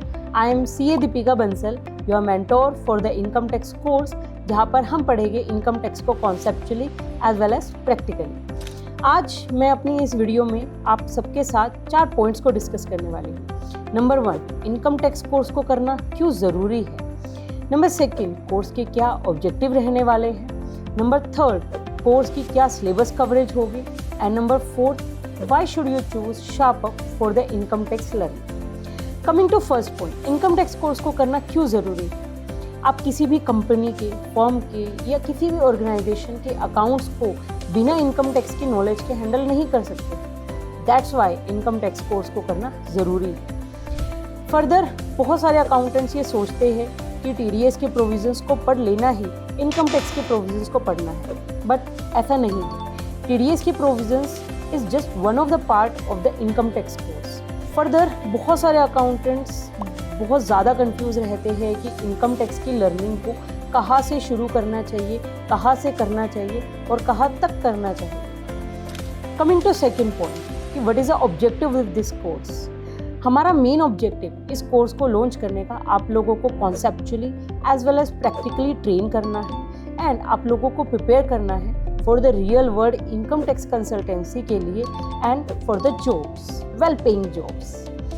Coming to the third point कि इस सिलेबस की क्या कवरेज रहने वाली है। हमने इस कोर्स को टोटल 45 सेशंस में इंक्लूड किया है, जहाँ पर आप लोगों को मिलेगा मोर देन 70 आवर्स की comprehensive learning, conceptually as well as practical. चलिए तो अब वेबसाइट पर चलते हैं और इनकम टैक्स की कोर्स को दिखाते हैं। तो this is our income tax course. Further कुछ डेमो वीडियोज़ भी है।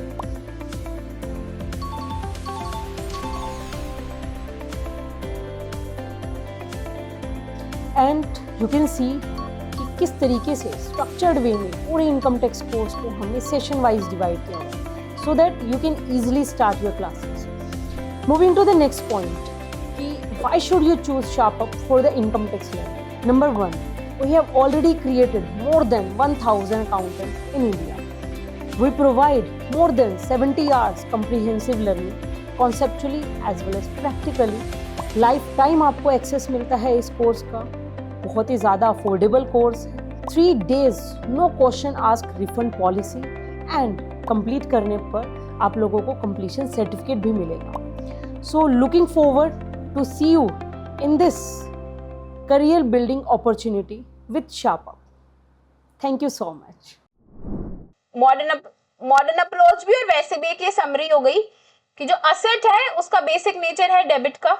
जो असेट है उसका बेसिक नेचर है डेबिट का।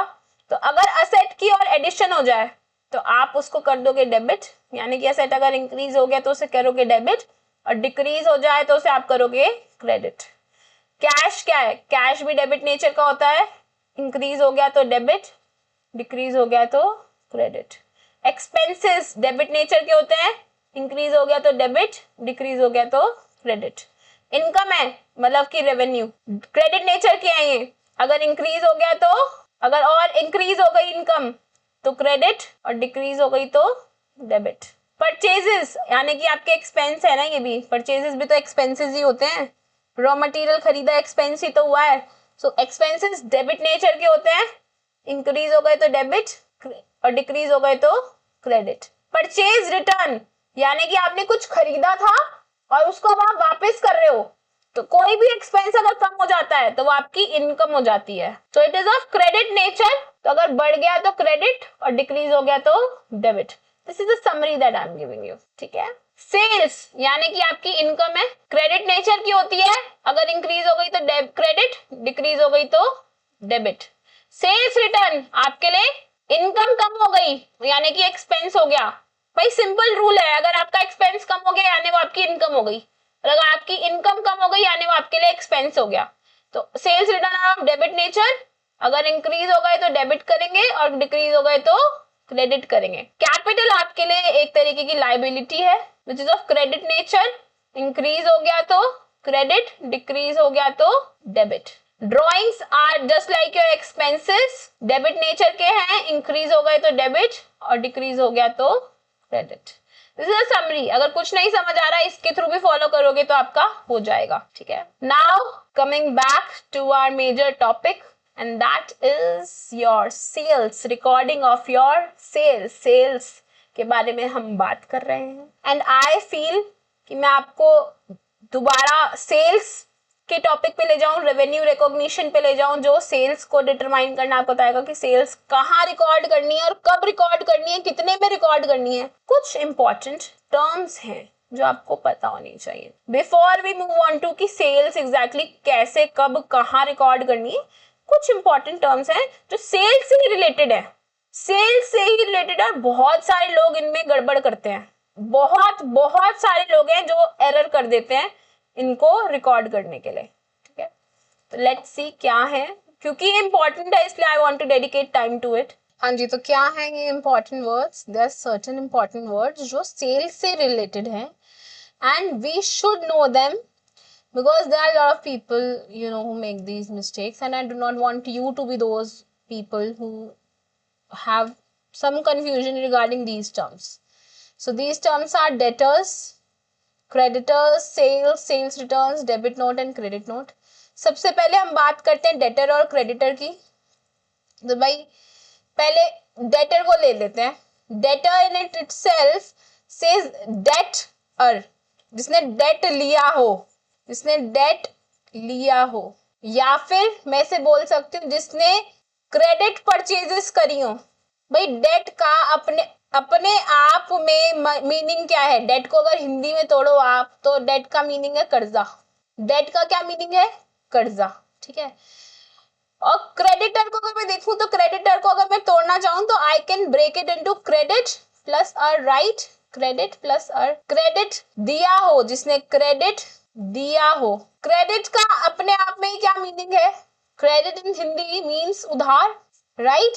भाई आप ऐसे ध्यान रखिए, डेटर मीन्स डेट मीन्स कर्जा, कर्जा जिसने लिया हो, और क्रेडिटर मीन्स उधार, क्रेडिट मीन्स उधार, तो उधार जिसने दिया हो। या फिर मैं ऐसे लिख सकती हूँ that this person has made credit sales, right? तो डेटर वो इंसान है जिसने उधार कर्जा लिया है और उसको फ्यूचर में पैसे देने पड़ेंगे। मेरे लिए मेरा असेट है, मेरा डेटर मेरे लिए मेरा क्या है? असेट है। For any business debtors are asset to them, and for any business अगर मैंने किसी से उधार लिया है, क्रेडिट सेल्स करी हुई है उस पर्सन ने, मैंने उससे क्रेडिट परचेजेस करी हैं, इस पर्सन ने मुझे उधार दिया हुआ है, मतलब मेरे ऊपर लायबिलिटी चढ़ाई हुई है, सो मेरे लिए ये लायबिलिटी है। Always the creditors are liabilities for the organisation, for the business. Okay, तो इसको एक एग्जाम्पल के थ्रू समझते हैं, right? So mister X he runs one tea stall चलाते हैं। इनको रॉ मटेरियल लगता है, टी लीफ, शुगर, सब मसाला एंड डिस्पोजेबल कप्स एटसेट्रा, और ये सब कुछ ये खरीदते हैं अपने सप्लायर से। Everything he buys everything from his supplier, that is Mr. A. Okay, ये सब कुछ अपने सप्लायर मिस्टर ए से खरीदते हैं। Every month he purchases raw material worth ₹50,000 from mister A on credit. On credit मतलब उधार पे खरीदते हैं। अगर मैं मिस्टर एक्स की बुक्स ऑफ अकाउंट्स बना रही हूँ, मैं बुक्स ऑफ अकाउंट्स बना रही हूँ मिस्टर एक्स की, मैं मिस्टर एक्स की अकाउंटेंट हूँ, so you tell me mister X यहाँ पर डेटर है या क्रेडिटर है? और अपना नाम तो मेरे बुक्स में आएगा ही नहीं, तो I will have to see mister A कि मिस्टर ए मेरे लिए डेटर है या क्रेडिटर है। When I am making books of accounts of mister X, तो मुझे देखना है कि मिस्टर ए क्या है। तो मिस्टर ए ने क्या करा है? मिस्टर ए ने उधार पे सेल्स करी है, क्रेडिट सेल्स करी है। तो जो भी इंसान क्रेडिट सेल्स करता है वो कौन होता है? क्रेडिटर होता है। So before mister X, mister A is the creditor. समझ पा रहे हैं आप इस बात को? And on the other hand, अगर मैं मिस्टर ए की बुक्स बना रही होती, अगर मैं मिस्टर ए की बुक्स ऑफ अकाउंट्स बना रही होती और उन्होंने मिस्टर एक्स को रिकॉर्ड करना होता, क्योंकि अपने आप को तो हम रिकॉर्ड ही नहीं कर सकते, राइट?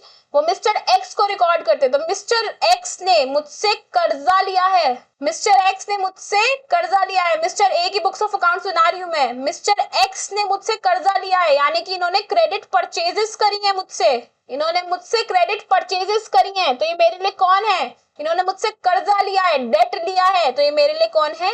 डेटर है। सो मिस्टर ए के लिए मिस्टर एक्स क्या हो गए? Debtor.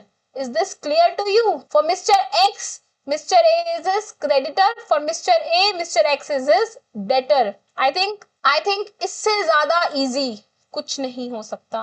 This was the easiest way of explaining that who are your debtors and who are your creditors. जिस दिन आप segregate कर लेते हैं, जैसे ही आप segregate कर लेते हैं that who are your debtors and who are your creditors, it becomes very easy to pass sales transactions. Sales के ट्रांजैक्शन को रिकॉर्ड करने के लिए बहुत बहुत ज्यादा जरूरी है कि मुझे पता होना चाहिए सामने वाली पार्टी मेरे लिए डेटर है या मेरे लिए वो क्रेडिटर है. अदरवाइज मेरे डेटर्स मेरे असेट्स हैं, अगर मुझे यही नहीं पता मेरा डेटर और क्रेडिटर में क्या फर्क है तो मैं अपने असेट्स को जो मेरे डेटर्स हैं उनको क्या पता गलती से एज क्रेडिटर रिकॉर्ड कर दूंगी तो मेरा लाइबिलिटी बन जाएगा. So that is why it was very very important that we segregate who are debtors and who are creditors. चलिए आगे बढ़ते हैं.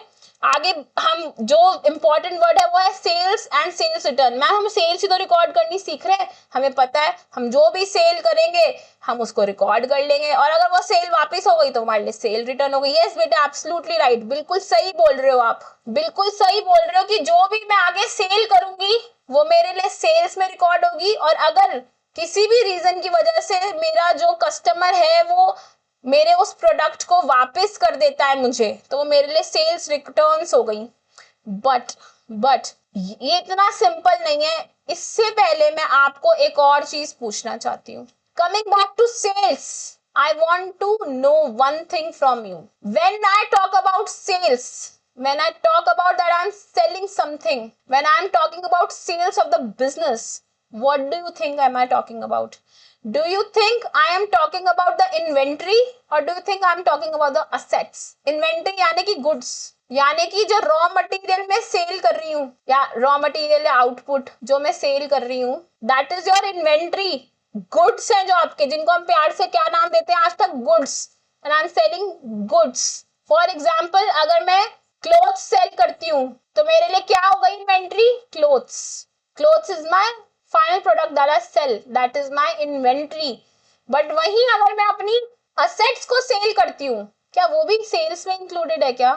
जब मैं अपने असेट्स सेल करती हूँ, जैसे एग्जांपल मैंने कोई फर्नीचर सेल कर दिया, अपने कोई फर्नीचर पुराना हो गया था, मैंने उसको सेल कर दिया, is that also covered under sales? My question is that to you. No.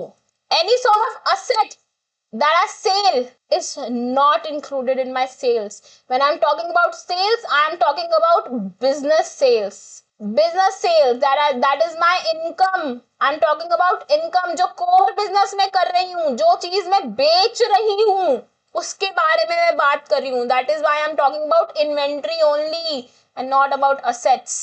बहुत सारे लोग मैंने ऐसे देखे हैं जो असेट्स को सेल्स में रिकॉर्ड कर देते हैं. नो, वो आपकी इनकम थोड़ी है, वो आपका प्राइमरी बिजनेस थोड़ी था कि अपने ही बिजनेस के असेट्स को बेचना शुरू कर दो. नो, वो तो इंसिडेंटली है. वो आप ऐसा है कि इंसिडेंटल हो गया है कि मुझे करना पड़ रहा है असेट सेल क्योंकि मुझे नया असेट खरीदना है मे बी, या फिर this asset of no use to me, right? That is why मेरे बेटे मेरे बच्चे ध्यान से समझेंगे कि जब हम सेल्स को रिकॉर्ड कर रहे हैं, when I am talking about sales, I am talking about inventory and inventory only, और किसी चीज के बारे में बात नहीं करी मैं. ये जो प्यारी सी इन्वेंट्री है इसी के बारे में बात कर रही हूँ और कुछ नहीं, nothing else. I am not talking about assets. इसको एक एग्जांपल के थ्रू समझते हैं. So I am trying to classify inventory and assets. So ABC limited है, ये मैन्युफैक्चरर है कार्स के, और XYZ प्राइवेट लिमिटेड है, ये ब्रोकर्स हैं रियल एस्टेट के, ये कंस्ट्रक्टर्स हैं, ये रियल एस्टेट को खरीदते हैं और उस पर काम करते हैं और उसको आगे बेच देते हैं. XYZ प्राइवेट लिमिटेड और ABC लिमिटेड गाड़ी बनाते हैं. तब आपके पास दो एग्जाम्पल हैं. दोनों कंपनीज कार भी सेल कर रही हैं और फ्लैट्स भी सेल कर रही हैं. दोनों कंपनीज के पास कार भी है और फ्लैट भी है और ये दोनों सेल कर रही हैं. कार भी सेल कर रही है और फ्लैट भी सेल कर रही है. मैं आपसे ये जानना चाहती हूँ, मेरा क्वेश्चन आप सबसे ये है कि for ABC limited car asset है या इन्वेंट्री है? Same way for XYZ private limited car asset है या इन्वेंट्री है? You tell me that. Take 2 minutes, pause, then tell me. So I'll tell you, for ABC limited, क्योंकि वो manufacturer है car के, मतलब वो कार में ही डील करते हैं, so they are actually selling their inventory. And for XYZ limited, इनके लिए वो किस में डील करते हैं? वो तो बिल्डिंग्स में डील करते हैं. बिल्डिंग्स, फ्लैट्स, रियल एस्टेट, वो इसमें डील करते हैं। तो कार क्या उनका? कार उनका असेट था, it was their asset which they actually sold incidentally. हर वक्त थोड़ी सेल करते हैं वो उसको। गुड्स यानी कि इन्वेंट्री, यानी कि वो चीज जो आप, जिसमें आप हर वक्त डील कर रहे हैं, that is your primary business. So क्या XYZ लिमिटेड जो कि एक ब्रोकर है जो फ्लैट्स को खरीदते बेचते हैं, क्या उनके लिए गाड़ी उनकी इन्वेंट्री है, उनका स्टॉक है, उनके गुड्स है? नहीं, वो उनके लिए असेट है जो उन्होंने आगे बेच दिया। सेम वेज अगर मैं फ्लैट की बात करूं, ABC लिमिटेड कार्स मैन्युफैक्चर करती है। क्या आपको लगता है कि फ्लैट उनके लिए इन्वेंट्री है? नहीं, उनके लिए फ्लैट एक असेट है जो उन्होंने आगे बेच दिया है। Once in a blue moon, once in some time, not a regular transaction. This is not something they deal in, right? But for XYZ Limited जो कि ब्रोकर है रियल एस्टेट के, उनका तो काम ही है फ्लैट खरीदना, उसको थोड़ा सा मॉडिफाई करना और आगे बेच देना, या फिर एज इट इज खरीदा आगे बेच दिया। That is what brokers do, right? तो for XYZ private limited, flat is an inventory. So I am hoping आप लोग इसको बहुत इजीली अंडरस्टैंड कर पा रहे हैं कि what is inventory and what is asset, and again why is it important. It is very very very important कि मैं सेल्स ट्रांजैक्शन करने से पहले आपको समझाऊं कि इन्वेंट्री और असेट में क्या डिफरेंस है, राइट? तभी तो आप सेल्स रिकॉर्ड करना सीखोगे। पता चला असेट बेचा, उसको सेल्स में रिकॉर्ड कर रहे हैं। No, you can not do that, right? So you should be aware what is to be recorded in sales. चलिए आगे बढ़ते हैं। अब इन्वेंट्री जो कि गुड्स हैं, अब से लेके कभी भी अगर आप गुड्स के बारे में बात कर रहे हैं तो मेजरली हम चार ही, for the purpose of exclusivity, जब भी मैं गुड्स के बारे में बात करूंगी तो इन्हीं चार चीजों में से कुछ हो रहा होगा। या तो सेल्स हो रही होंगी, या सेल्स रिटर्न हो रही होंगी, या तो परचेजेस हो रही होंगी, या परचेज रिटर्न हो रहा होगा। ये ही मेजरली चार अकाउंट हैं जो गुड्स को रिप्रेजेंट करेंगे। Sales, sales return, purchase, purchase return. कभी भी आप ये नहीं लिखोगे आपने गुड्स सेल कर दी तो आप ये एंट्री नहीं बनाओगे। सेल्स मेरे लिए क्या है? Nominal account. तो कभी भी आप ये नहीं लिखोगे तो टू गुड्स, इनकम क्रेडिट कर रहे हैं तो मैं इसको टू गुड्स करके नहीं कर सकती, मैं इसको लिखूंगी टू सेल्स। ओके, और अगर वापस आ रहे होंगे तो सेल्स रिटर्न, मतलब मेरे लिए एक्सपेंस है तो एक्सपेंस को डेबिट करती हूँ मैं, तो सेल्स रिटर्न अकाउंट डेबिट। और डेबिट में जो भी कस्टमर का नाम आएगा यहाँ पे भी सेम वेज, राइट? चलिए, तो coming back to the important words that we was actually covering here, हमने डेटर क्रेडिटर करा कवर। क्यों? क्योंकि हमें बहुत जरूरी है समझना कि हमारे डेटर्स कौन है, क्रेडिटर्स कौन है। हमने इन्वेंट्री एंड असेट के बीच में क्लासिफिकेशन देख ली, क्योंकि बहुत जरूरी है कि मैं सेल्स रिटर्न समझूं, परचेज रिटर्न समझूं कि क्या है, right? For purchase also similarly, when I am talking about goods, या तो सेल हो रही होगी या परचेज हो रही होगी। गुड्स यानी इन्वेंट्री, गुड्स मतलब बेटे inventory, I am talking about inventory, okay? Either it is being sold और purchased, either it is purchase return और सेल्स रिटर्न, जिसमें मैं रेगुलरली डील कर रही हूँ, जिसको मैं खरीद रही हूँ आगे बेच रही हूँ, दैट इज माई इन्वेंट्री। हम उसी के बारे में बात कर रहे हैं, उसी को रिकॉर्ड करेंगे सेल्स में भी, परचेजेस में भी।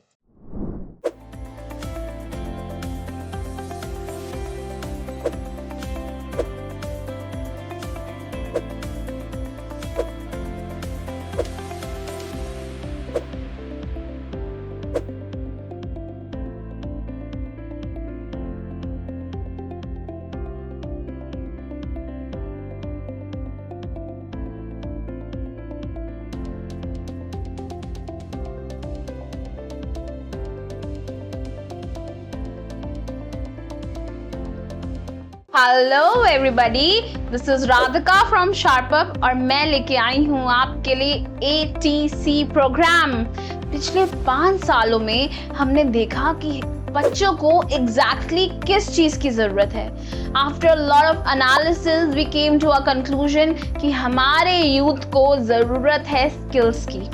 So here at Sharpup we came up with one-stop solution for all your problems, that is ATC program. क्या है मैम इस प्रोग्राम में? So this program is offering you 8 different modules जहाँ पर हम जो फोकस कर रहे हैं वो सिर्फ कोर अकाउंटिंग पे नहीं है, बिकॉज अब हम ये समझ चुके हैं कि सिर्फ कोर अकाउंटिंग करके कोई भी फाइनेंस एंड अकाउंटिंग प्रोफेशनल नहीं बन सकता. You want more skills, if you want better salary, better package, if you want to upskill yourself, तो हम लेके आए आपके लिए एक वन स्टॉप सॉल्यूशन जहां पर हम ऑफर कर रहे हैं आपको 8 different modules at one place, जैसे GST, accounting, compliances, personality development. हमने ये तो जान लिया है कि hard skills will get you the job but soft skills will get you fired. So soft skills पे काम करना भी बहुत बहुत ज़रूरी है. We are talking about financial analysis, we are talking about allied laws and much more. सब कुछ प्रैक्टिकली आपके सामने लेके आएंगे. Why do we want to limit ourselves to just concepts? हम चाहते हैं कि आपको conceptual clarity के साथ साथ प्रैक्टिकली उसको कैसे अप्लाई करना है ये भी सिखाया जाए. क्यों ना जीएसटी के पोर्टल पे जाके ही रजिस्ट्रेशन करनी सीख लें. क्यों ना रियल टाइम जीएसटीआर 1, 3B, 9 कैसे भरना है सब कुछ हमें एक जगह पे सिखा दिया जाए. आखिर ऑफिस में जाके करना तो यही है. तो किस बात की देरी है? Go ahead and enroll yourselves in ATC program. This is Radhika Dua signing off. As promised earlier, हम सब कुछ अकाउंटिंग स्टैंडर्ड से ही और इंड एएस से ही पढ़ने वाले हैं.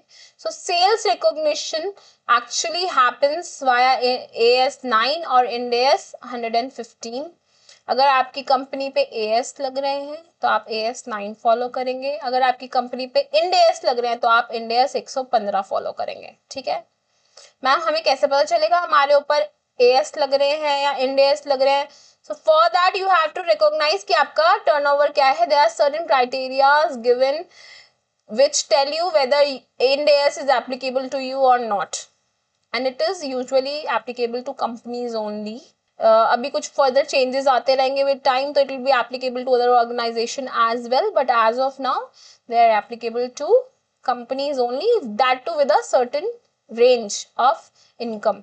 Higher ranges वालों के लिए हमने Ind AS लगाया, नॉर्मल वालों के लिए एएस लगाया. So that you have to determine कि आपकी कंपनी में एएस चल रहा है या इंड एएस चल रहा है, and then accordingly you can consider. मैं आपको दोनों ही पढ़ाऊंगी, कुछ भी नहीं छोड़ूंगी मैं. I will take care of both the things, right.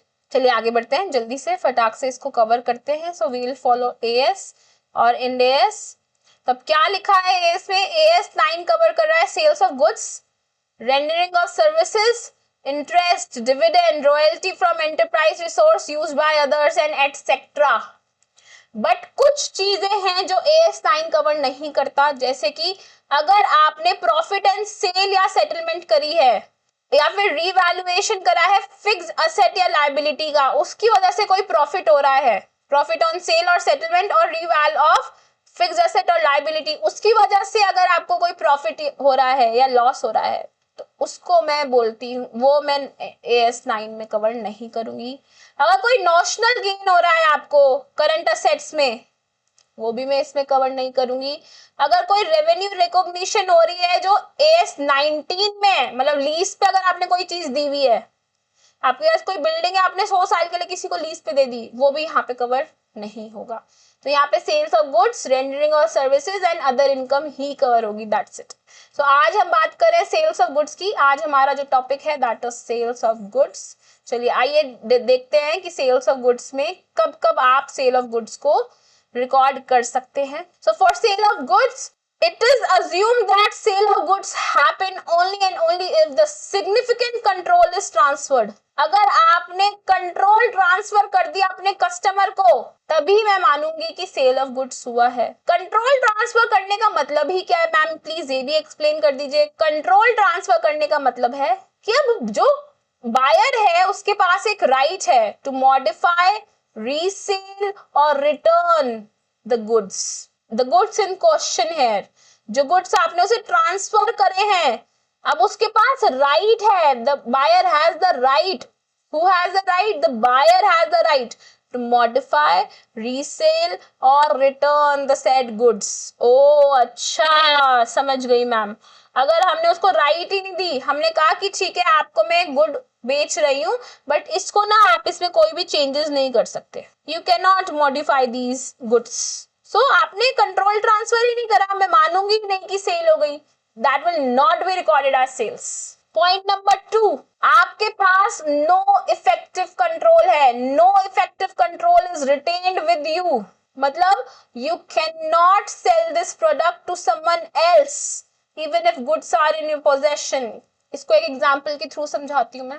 Mister x ने मुझसे गुड्स खरीदे और उन्होंने कहा कि प्लीज आप इसको अपने गोडाउन में रख लो एंड विद इन 2 days कोई आएगा और मेरा एक गुड्स आपसे पिकअप करके ले जाएगा. आपकी पोजेशन में रखा है, आपकी पोजेशन में रखे हैं गुड्स. मिस्टर एक्स ने आपको क्या कहा, 2 days बाद आके मैं डिलीवरी आपसे ले लूंगा. Right? Is the effective control transferred? Effective, it is said that the effective control is transferred only and there is no control retained only and only if I have no right to sell these particular products to somebody else. अगर मैं ये goods किसी और को इन 2 दिनों में cell कर सकती हूँ तो मतलब कि इफेक्टिव कंट्रोल मैंने रिटेन करा हुआ है, वो ट्रांसफर नहीं हुआ. पर अगर मैं इन 2 दिनों में ये सेल किसी और को ट्रांसफर नहीं कर सकती, सेल नहीं कर सकती, तो हम मानेंगे कि that no effective control was retained with us and it was all transferred to the person. अगर आपने मिस्टर एक्स के गुड्स अगले 2 दिनों में बेच दिए किसी और को, इवन दो मिस्टर एक्स उन्हें खरीद चुके हैं आपसे, पर आपने सोचा कोई बात नहीं मैं मिस्टर एक्स को नए प्रोडक्ट्स बना के दे दूंगी, तो इफेक्टिव कंट्रोल ट्रांसफर नहीं हुआ, आपने रिटेन कर लिया था इफेक्टिव कंट्रोल, तो आप उसे सेल ऑफ गुड्स नहीं मान सकते. जब आप there will be no effective control only then it is said कि सेल ऑफ गुड हो चुका है. मुझे पता है मैं इन 2 दिनों में ये वाले गुड्स किसी को नहीं बेचूंगी, कोई और कस्टमर आएगा भी तो मैं उसको कहूंगी नहीं आपके लिए मैं नया प्रोडक्ट बनवा देती हूँ, ये कस्टम मेड प्रोडक्ट है, आपको पसंद आ रहा हो नो प्रॉब्लम, आपके लिए दोबारा बनवा दूंगी, ये किसी और की प्रॉपर्टी है, ये सिर्फ मेरे पोजेशन में रखी है, मेरा इस पर कोई हक नहीं है, I have no effective control on it. तो आप बोलेंगे कि that sale of good has happened. Third point, that the revenue and cost is reliably measurable. मतलब कि मैं फेयर वैल्यू निकाल सकती हूँ कि जो मैंने गुड सेल कर रहे हैं उसका रेवेन्यू कितना है और उसकी कॉस्ट कितनी है, उसे मैं मेजर कर सकती हूँ. Last, certainty of collection should be there. मुझे सर्टेनिटी होनी चाहिए कि आज नहीं तो कल ये कस्टमर मुझे मेरा पैसा दे ही देगा. डेफिनेटली उसका इंटेंशन जो है मेरे कस्टमर का ये नहीं है कि मुझे वो फ्रॉड करना चाहता है या कभी मुझे यहाँ से पैसे ही नहीं मिलेंगे, पैसे तो डूबे हुए हैं. नो, उसका इंटेंशन नहीं है. इंटेंशन है मुझे आज नहीं तो कल पैसे देगा. So there is a certainty of collection of my money from the party. So if all of these points conditions are fulfilled only then you will say that sale of goods has happened. otherwise आप नहीं कह सकते कि sale of goods है. अगर ये चारों के चारों हो गए पॉइंट तो आप कहोगे okay record in your books of accounts. Even if one is missing you can not record. Simple है, even if one is missing you can not record. Got it? चलिए आगे बढ़ते हैं प्यारे बच्चों. What if any one condition is uncertain? हम कह रहे हैं कि इनमें से ना सब पूरी हो रही थी पर एक नहीं हो पा रही थी, ये थर्ड वाली कंडीशन पूरी नहीं हो रही थी. फॉर एग्जाम्पल कोई सी भी हो सकती है ये. अगर ऐसा हो जाए बेटे, अगर ऐसा हो जाए that even one condition is, even if any one condition is uncertain, so you cannot record these sales in the books of accounts. चारों का चारों होना अनिवार्य है.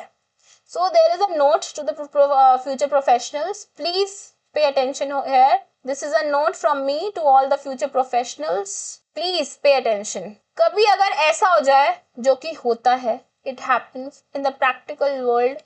ऐसा हुआ कि जब मैं sale of goods record कर रही थी ना, तब तो ये सारी की सारी कंडीशन फुलफिल हो रही थी और मैंने सेल्स की एंट्री डाल दी जल्दी से. बट कुछ टाइम में पता लगा कि एक कंडीशन ना अनसर्टेन हो गई. फॉर एग्जांपल मान लो जो कलेक्शन वाली कंडीशन है कि there is a certainty of collection, ये अनसर्टेन हो गया. हमें लग रहा है कि ये पैसा तो डूब गया, अब तो ये पैसा नहीं मिलने वाला. Now we do not think that this particular customer is going to give us the money. तो इस केस में क्या करें, रिवर्स कर दें क्या सेल्स की ट्रांजैक्शन को, जो हमने सेल्स रिकॉर्ड करी थी अपनी बुक्स में P&L में चली गई वो, क्या मैं उसको रिवर्स कर दूं? No, very very important, you can not reverse it, you can not reverse it, no matter what, आप उसे रिवर्स नहीं कर सकते. What you have to do is you have to pass a new entry by making a provision for the same. You have to pass a new entry and you have to make a provision for the same. Do not reverse the revenue that you have recognized previously. Okay? आप एक नई entry डालेंगे, you will make a provision for the same. ठीक है, जैसे for example जब मैं provision for doubtful debts बनाती हूँ, मैंने पहले उन्हें एज डेटर्स रिकॉर्ड करा था, डेटर रिकॉर्ड करा होगा तो क्या एंट्री डाली होगी मेरे पास, मैंने फॉर एग्जाम्पल लिखा है mister A sold goods to mister A. मैंने आपको एंट्री करनी सिखाई है, दो important words, goods and mister A. Goods क्या हो रहे हैं? सेल हो रहे हैं, मतलब कि मेरे लिए क्या है? Nominal account. मिस्टर ए क्या है मेरे लिए? Personal account. सेल्स हो रही है, नॉमिनल अकाउंट यानी इनकम है, तो टू सेल्स मैंने लिखा, क्योंकि मैं गुड्स नहीं लिख सकती, आई टोल्ड यू गुड्स को आप सिर्फ 4 अकाउंट से रिप्रेजेंट करोगे, या तो purchase, purchase return, sales, sales return. यहाँ क्या हो रहा है? सेल्स हो रही है, सोल्ड. और यहाँ ये नहीं लिखा है कैश में पैसा आ गया, तो मैं हमेशा अज्यूम करूंगी क्रेडिट सेल्स हुई है. तो मिस्टर ए इस सर्टेन केस में पर्सनल अकाउंट गिवर है या रिसीवर है? रिसीवर है ना, गुड्स को रिसीव कर रहे हैं, तो mister A account debit to sales. मैंने ये फर्स्ट एंट्री डाली, बट एक साल बाद मुझे फील हुआ कि इनसे पैसे नहीं मिलने वाले, मिस्टर ए जो है वो मुझे पैसे नहीं देंगे. आप देखो मैंने सेल्स रिकॉर्ड कर ली, मतलब ये मेरे प्रॉफिट एंड लॉस अकाउंट में जा चुकी हैं. मेरा प्रॉफिट सेल्स की वजह से उतना इन्फ्लेट हो चुका है. ठीक है, बट अब एक साल बाद मुझे फील हो रहा है कि यहाँ से पैसे नहीं आने वाले, तो क्या मैं इस सेल्स को रिवर्स कर दूं? No, you can not reverse it, you can only make a new entry with a provision. कैसे क्रिएट करूंगी मैं? प्रोविजन क्रिएट करूंगी, प्रोविजन फॉर डाउटफुल डेट, कि ये डेट शायद नहीं आने वाला, लाइबिलिटी है तो to provision for doubtful debt, right? और आप प्रोविजन फॉर डाउटफुल डेट को क्रिएट कर दोगे. That's it. चलिए आगे बढ़ते हैं. Is this clear? This was very very important. अच्छा, आई थिंक थोड़ा सा आपको दिखा नहीं. हाँ, अब it is clear. I think मेरी स्क्रीन पूरी आपको अब दिख रही होगी. So I am hoping this was clear to you, because it was a very very important topic, और ये प्रैक्टिकल वर्ल्ड में बहुत ज्यादा होता है. It is there all the time. You will see cases जहां हमने पहले सेल्स रिकॉर्ड कर दी हैं, बट फ्यूचर में हमें फील हुआ कि इस पर्सन से पैसे नहीं मिलने वाले. सो ऐसे केसेस में आप प्रोविजन क्रिएट करेंगे, ना कि आप उस सेल्स को रिवर्स करोगे. You can not do that. Okay, चलिए आगे बढ़ते हैं. जल्दी से जर्नल एंट्री बनानी भी सीख लेती हूँ मैं. तो कभी भी आप सेल्स को रिकॉर्ड कर रहे हो तो क्या जर्नल एंट्री बनाओगे? तो मैं हमेशा जर्नल एंट्री बनाऊंगी, या तो कैश मिला होगा. देखो, एक तो टू सेल्स तो हमेशा है ही है. देख लीजिए, मैं एग्जाम्पल के थ्रू सिखाती हूँ कि सोल्ड गुड्स. देखो गुड्स लिखा है मैंने, सेट नहीं लिखा है यहाँ कोई सा भी. Sold goods of ₹50,000 to mister A in cash या वाया बैंक. कुछ नहीं लिखा मैंने अभी तक कुछ नहीं लिखा हुआ है, अभी तक कुछ नहीं लिखा है बेटे. तो मतलब मैंने क्रेडिट सेल्स करी है, क्रेडिट सेल्स करी है, तो मतलब मेरे ये कौन हो गए? डेटर्स हो गए ना मेरे. मैंने इनको क्रेडिट सेल्स करी है, इन्होंने क्रेडिट परचेजेस करी है आपसे, मैंने इन्हें उधार दिया है, ये मेरे, इनके ऊपर मेरा कर्ज है, इनके ऊपर मेरा कर्ज है, मेरे डेटर है. ठीक है, तो या तो कैश आएगा या कस्टमर का नाम आएगा. यहाँ पे कस्टमर का नाम क्या हो गया? Mister A. मतलब क्रेडिट सेल्स हुई है, account debit to sales to output GST. Ma'am ये क्या है? ये मुझे समझ नहीं आया. Output GST for the time being just understand, जब भी आप सेल्स कर रहे हो तो आप कस्टमर से जीएसटी भी तो कलेक्ट कर रहे हो. जब आप कुरकुरे का एक पैकेट खरीदते हैं तो आप उसके 20 रुपीज पे करते हो, राइट? बट आप कभी उस पैकेट को चेक करना तो पीछे उसके मार्किंग दी हुई होती है कि एमआरपी उसकी 20 है, जिसमें से सीजीएसटी इतना है और एसजीएसटी इतना है. यानी सेल्स करते वक्त जो आपका सप्लायर है उसने कस्टमर से ऑलरेडी जीएसटी ले लिया है, जो उसको वो आगे किसको देगा? गवर्नमेंट को पे करेगा. तो जब आपने सेल्स करी तो आपने भी जीएसटी कलेक्ट कर ली, जिसको आपको आगे किसको देना है? गवर्नमेंट को देना है. इसलिए वो आपकी लायबिलिटी है, इसलिए मैंने उसको क्रेडिट में रिकॉर्ड कर लिया है. So the transaction is cash. और अगर यहाँ लिखा होता इन कैश लिखा होता तो मैं लिखती कैश अकाउंट डेबिट या customer account debit to sales to output GST. Output GST क्यों? क्योंकि मुझे ये पैसा मैंने कस्टमर से ले लिया है और मुझे ये पैसा किसको देना है? गवर्नमेंट को देना है. मेरा पैसा नहीं है, गवर्नमेंट का पैसा है, मतलब मेरी लायबिलिटी है, इसलिए मैंने टू आउटपुट जीएसटी लायबिलिटी करके इसको रिकॉर्ड कर लिया है. ठीक है, अच्छा, important note, how to decide that performance is achieved. Performance obligation अगर कंप्लीट होगी तभी तो मैं सेल्स एंट्री डाल पाऊंगी। तो परफॉर्मेंस अचीव कैसे हुई है, उसके लिए इंपॉर्टेंट थिंग कि आपने ट्रांसफर कर दिया है प्रॉपर्टी इन गुड्स, आपकी जो गुड्स है वो ट्रांसफर कर दिए हैं। दूसरा, रिस्क एंड रिवॉर्ड भी ट्रांसफर हो गया है और आपके पास कोई इफेक्टिव कंट्रोल नहीं है। सेम पॉइंट्स जो मैंने आपको यहाँ पढ़ाए हैं कि सेल ऑफ गुड्स कब रिकॉर्ड हो सकती हैं, उसको ही बस मैंने परफॉर्मेंस ऑब्लिगेशन के बेसिस पे बताया। परफॉर्मेंस ऑब्लिगेशन यानी कि अब मेरा ऑब्लिगेशन फुलफिल हो गया है और अब मैं सेल्स को रिकॉर्ड कर सकती हूँ। कब कर सकती हूँ? इन 3 पॉइंट्स के साथ। पहली बात, ट्रांसफर हो चुके हैं गुड्स, रिस्क रिवॉर्ड भी ट्रांसफर हो गया। मैंने आपको रिस्क, अब इन गुड्स से रिलेटेड जितना भी रिस्क है वो भी आपका और इन गुड्स से रिलेटेड जितना रिवॉर्ड है वो भी आपका। और तीसरा, मेरे पास कोई इफेक्टिव कंट्रोल नहीं है, मैंने इफेक्टिव कंट्रोल भी ट्रांसफर कर दिया है। ठीक है, आगे बढ़ते हैं। प्रैक्टिकल क्वेश्चंस देखो बेटे, प्रैक्टिकल लाइफ में आपके पास क्या क्या प्रॉब्लम्स आ सकती हैं। Now this course is actually dedicated कि आपको प्रैक्टिकल लाइफ में क्या प्रॉब्लम होने वाली है वो हम बता पाए। अगर there is a mere postponement in the delivery, हम कह रहे हैं कि मैं आज ना आपको मैंने एक फ्रिज सेल करा है, I sold you one fridge, sold you one refrigerator, ठीक है, I sold one refrigerator to a client, but आज ना मेरे पास कोई भी इंसान उसको डिलीवर करने वाला नहीं है। The person who usually delivers my refrigerator to the customer's house, that person is on leave today. So I said कि आज मैनेज कर लो आप, 2 दिन बाद मैं आपको भिजवा दूंगा, ये रेफ्रिजरेटर आपके घर भिजवा दूंगा 2 दिन। So it is a mere postponement in delivery, right? It does not alter period of recognition. मतलब अगर मैं 31 मार्च को खड़ी हूँ, 31 मार्च को अगर ये सिनेरियो आ जाए, कोई मुझसे एक फ्रिज खरीद के जा रहा है, एक रेफ्रिजरेटर खरीदा है, बट मैं just for the sake of delivery में उसको डिलीवर नहीं कर पा रही, रिस्क रिवॉर्ड ट्रांसफर हो गया, पैसे दे दिए, सब कुछ हो गया, बस वो मेरे पोजेशन में रखा है क्योंकि मैं डिलीवर नहीं कर पा रही हूँ। सो इट डजंट मीन कि मैं अब इसको रिकॉर्ड नहीं करूंगी, मैं इसको आज ही सेल्स में रिकॉर्ड करूंगी। It will be recorded on 31st March itself, it will B recorded in the same financial year, उसको मैं नेक्स्ट फाइनेंशियल ईयर में नहीं लेके जाऊंगी। So that is why it is said that mere postponement of delivery doesn't alter period of recognition। मैं उसको 31 मार्च को कर लूंगी रिकॉग्नाइज, डिलीवरी तो कर रही हूँ बाद में, मेरा इफेक्टिव कंट्रोल जा चुका है, इस रेफ्रिजरेटर को मैं किसी और को नहीं बेचूंगी, ये तुम्हारा ही है, बस डिलीवरी में थोड़ी सी पोस्टपोनमेंट हो रही है। ठीक है, दूसरी बात, if insignificant part of work is done, मैं कह रही हूँ 100% वर्क में से सिर्फ 2% वर्क कंप्लीट हुआ है, 2 to 5% वर्क, सिर्फ इतना ही काम कंप्लीट कर पाई हूं मैं अभी तक टिल 31st मार्च। एक ऑनगोइंग प्रोजेक्ट चल रहा है, मैंने आपको बोला है, मैं आपको ना, आपने मुझे कस्टमाइज प्रोडक्ट्स बोला, बना के मुझे भेजते रहो, जैसे जैसे बनेगा वैसे वैसे भेजते रहना। आपने मुझसे 100 यूनिट्स मांगी थी अभी तक, उस 100 यूनिट में से मैं सिर्फ 2 यूनिट अभी तक काम कर पाई हूँ, 2 ही यूनिट पे काम कर पाई हूँ। सो it is significant part of the total work, so it should not be recognized. I will not recognize those 2 units only, okay, because it is still a work in progress.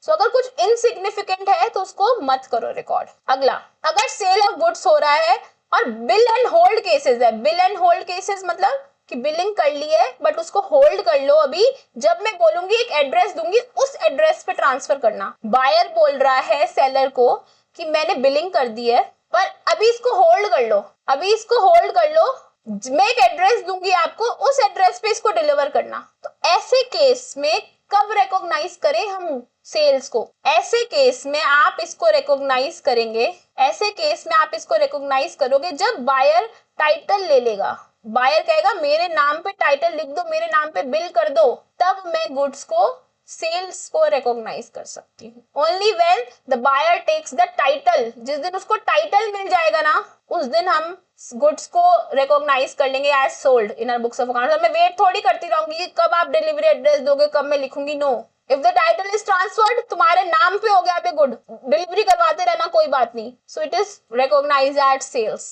If the goods are shipped subject to customer approval, अब हमने दिल्ली से हमने एक dressing table बनाया, ठीक है, बहुत बड़ा ड्रेसिंग टेबल बनाया, very rich luxury dressing table है, और हमारे एक कस्टमर बैठे हैं हरियाणा में, हमने उनको भेजा, उन्होंने कहा कि भेजो मेरे पास 3-4 ड्रेसिंग टेबल भेजो, जो मुझे पसंद आएगा मैं वो रख लूंगा, बाकी वापस भेज दूंगा। हमने कहा ठीक है चलो ऐसे भी कर लेते हैं, बड़े हमारे ये बहुत बड़े क्लाइंट है, मैं ऐसे ही करता हूँ, मैं इनको 3-4 पीसेस भेजता हूँ, जो ये अप्रूव करेंगे रख लेंगे, जो रिजेक्ट कर देंगे वापस कर देंगे। ऐसे वक्त में, ऐसे केस में, जैसे for example I tell you, jewellers के केस में ऐसा बहुत ज्यादा होता है।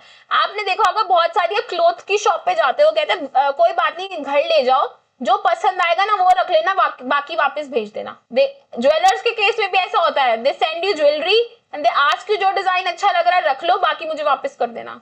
It happens. आपने ऐसा बहुत बार अपने घर में भी देखा होगा, आपकी मम्मी को 4 साड़ी पसंद आ रही है तो जो आपके जो सेलर हैं वो आपको अक्सर ऐसे बोलते हैं कि ले जाओ 4 साड़ी घर ले जाओ, जो पसंद आए घर वालों को वो रख लेना, बाकी वापस भेज देना। It happens right. ऐसे केस में कब करी जाए सेल्स बुक? ऐसे केस में when the buyer formally accept, जब बायर फॉर्मली एक्सेप्ट कर लेगा ना शिपमेंट कि हाँ जी मैंने एक्सेप्ट कर लिया, ये वाला गुड मेरी पसंद का है, बाकी मैं आपको रिजेक्ट कर रही हूँ, वापस भेज रही हूँ, उस वक्त आप सेल्स रिकॉर्ड कर सकते हो। अब आपके पास थोड़े दिन में भी पहुंचेगा ना प्रोडक्ट, कोई बात नहीं, अब आप उसको सेल्स को रिकॉर्ड कर सकते। अगर कंसाइनमेंट सेल्स हुई है, कंसाइनमेंट सेल्स मतलब कंसाइनमेंट पे आपने आगे बेचा है अपने गुड्स को, तो जब बायर सेल कर देगा गुड्स फाइनल कस्टमर को, तब आप अपनी कंसाइनमेंट की सेल्स रिकॉर्ड कर लोगे। जैसे कि फॉर एग्जांपल एक मिस्टर एक्स है, एक मिस्टर वाई है और एक क्लाइंट है, अल्टीमेट कस्टमर जो है।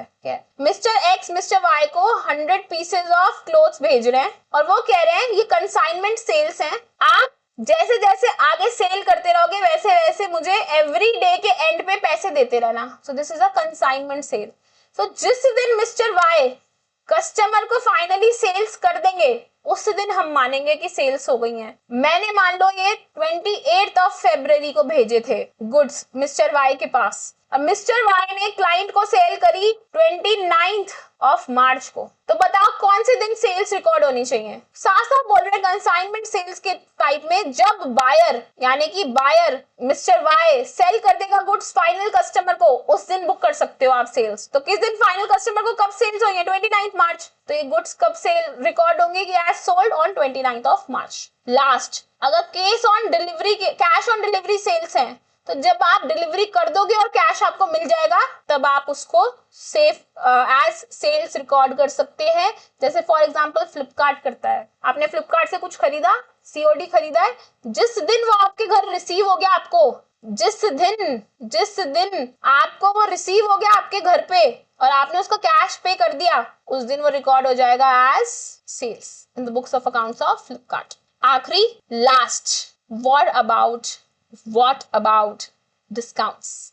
मैम जब हम सेल्स करते हैं ना तो बहुत सारे डिस्काउंट्स देते हैं, उसको कैसे रिकॉर्ड करें? तो देखो, अगर आपने आपके कस्टमर को ट्रेड डिस्काउंट दिया है, ट्रेड डिस्काउंट का मतलब होता है बल्क में खरीदने का डिस्काउंट, एक ऐसा डिस्काउंट जो आप हर किसी को देते हो कि भाई बल्क में खरीदो और 10% का डिस्काउंट मुझसे ले जाओ। So this is known as trade discount. जो डिस्काउंट आप हर किसी को दे रहे हो, हर किसी को ऑफर कर रखा है आपने कि भाई मुझसे 100 पीस खरीदो 10% का डिस्काउंट ले जाओ, this is trade discount. So such discounts need not to be recorded in your books of entry. In your books of accounts, no entry is required for them. In your books of accounts, no entry is required for such discounts.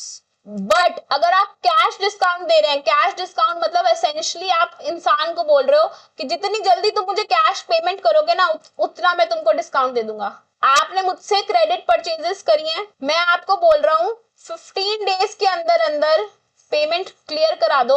आपका 1 लाख का bill है, कोई बात नहीं, सिर्फ 90,000 दे देना, मैं 10,000 का ना आपको कैश डिस्काउंट दे देता हूँ। Discount given just to get payment early, जल्दी पेमेंट रिसीव करने के लिए, just to clear the payments, जो हम डिस्काउंट देते हैं इसको बोलते हैं कैश डिस्काउंट। देखो, ट्रेड डिस्काउंट सबको ऑफर किया गया था, कैश डिस्काउंट सिर्फ उसको ऑफर करा जो जल्दी पेमेंट करेगा या कैश में पेमेंट करेगा। तो ऐसे डिस्काउंट को आपको रिकॉर्ड करना है। भाई देखो, एक बात please be very sure about it, all sort of discounts, आपको 1 लाख की इनकम होने वाली थी बट अब सिर्फ 90,000 की इनकम हो रही है। क्या 10,000 रुपए आपका लॉस नहीं है? क्या वो 10,000 रुपए जो इनकम नहीं हुई, जो इनकम मेरी पॉकेट में नहीं आई, क्या वो मेरे लिए एक्सपेंस नहीं है? Any income that doesn't come to your pocket is actually an expense, and any expense जो आपकी पॉकेट से जाना चाहिए था बट नहीं गया, that is your income. Simple, make sense right? मुझे 1 लाख रुपए मिलने थे बट क्योंकि मुझे कैश चाहिए था जल्दी से जल्दी, मैंने कहा भाई पेमेंट रिलीज कराओ, 90,000 ही दे दो, कोई बात नहीं, 10,000 का मैं आपको कैश डिस्काउंट दे देती हूँ, क्या ये मेरे लिए लॉस नहीं है? हाँ जी लॉस है, तो इसको आप एज एक्सपेंस रिकॉर्ड करेंगे। एक्सपेंस में debit all your expenses, nominal account. So cash या कस्टमर जितना भी आपको पैसा मिल रहा है उसको डेबिट करो, कैश अकाउंट डेबिट या कस्टमर अकाउंट डेबिट, डिपेंडिंग की क्रेडिट सेल्स है या नहीं है। क्रेडिट सेल्स होगी तो कस्टमर का अकाउंट डेबिट होगा, कैश मिला होगा तो कैश डेबिट हो जाएगा। Discount account debit because it is your expense, nominal expense all debit to sales, nominal account सारी इनकम आप इसको टू सेल्स में रिकॉर्ड कर लेंगे। So that's it from my side for today. आपका सेल ऑफ गुड्स पूरा topic cover हो चुका है। We covered very heavy basis today and I'm hoping it was very helpful, very useful. It is something that will go for with you forever because it is something which actually makes a difference. आप इसको accounting world में use करने वाले हो, practical world में you are going to use it everywhere, every day in fact, क्योंकि primary purpose क्या है किसी भी business का? To make sales, right? So I'll meet you in the next class. Till then, bye bye, take care, sayonara. Be a good human being, keep learning and never let anybody tell you who you are. You tell them that I am better than what I was yesterday. Bye bye, take care.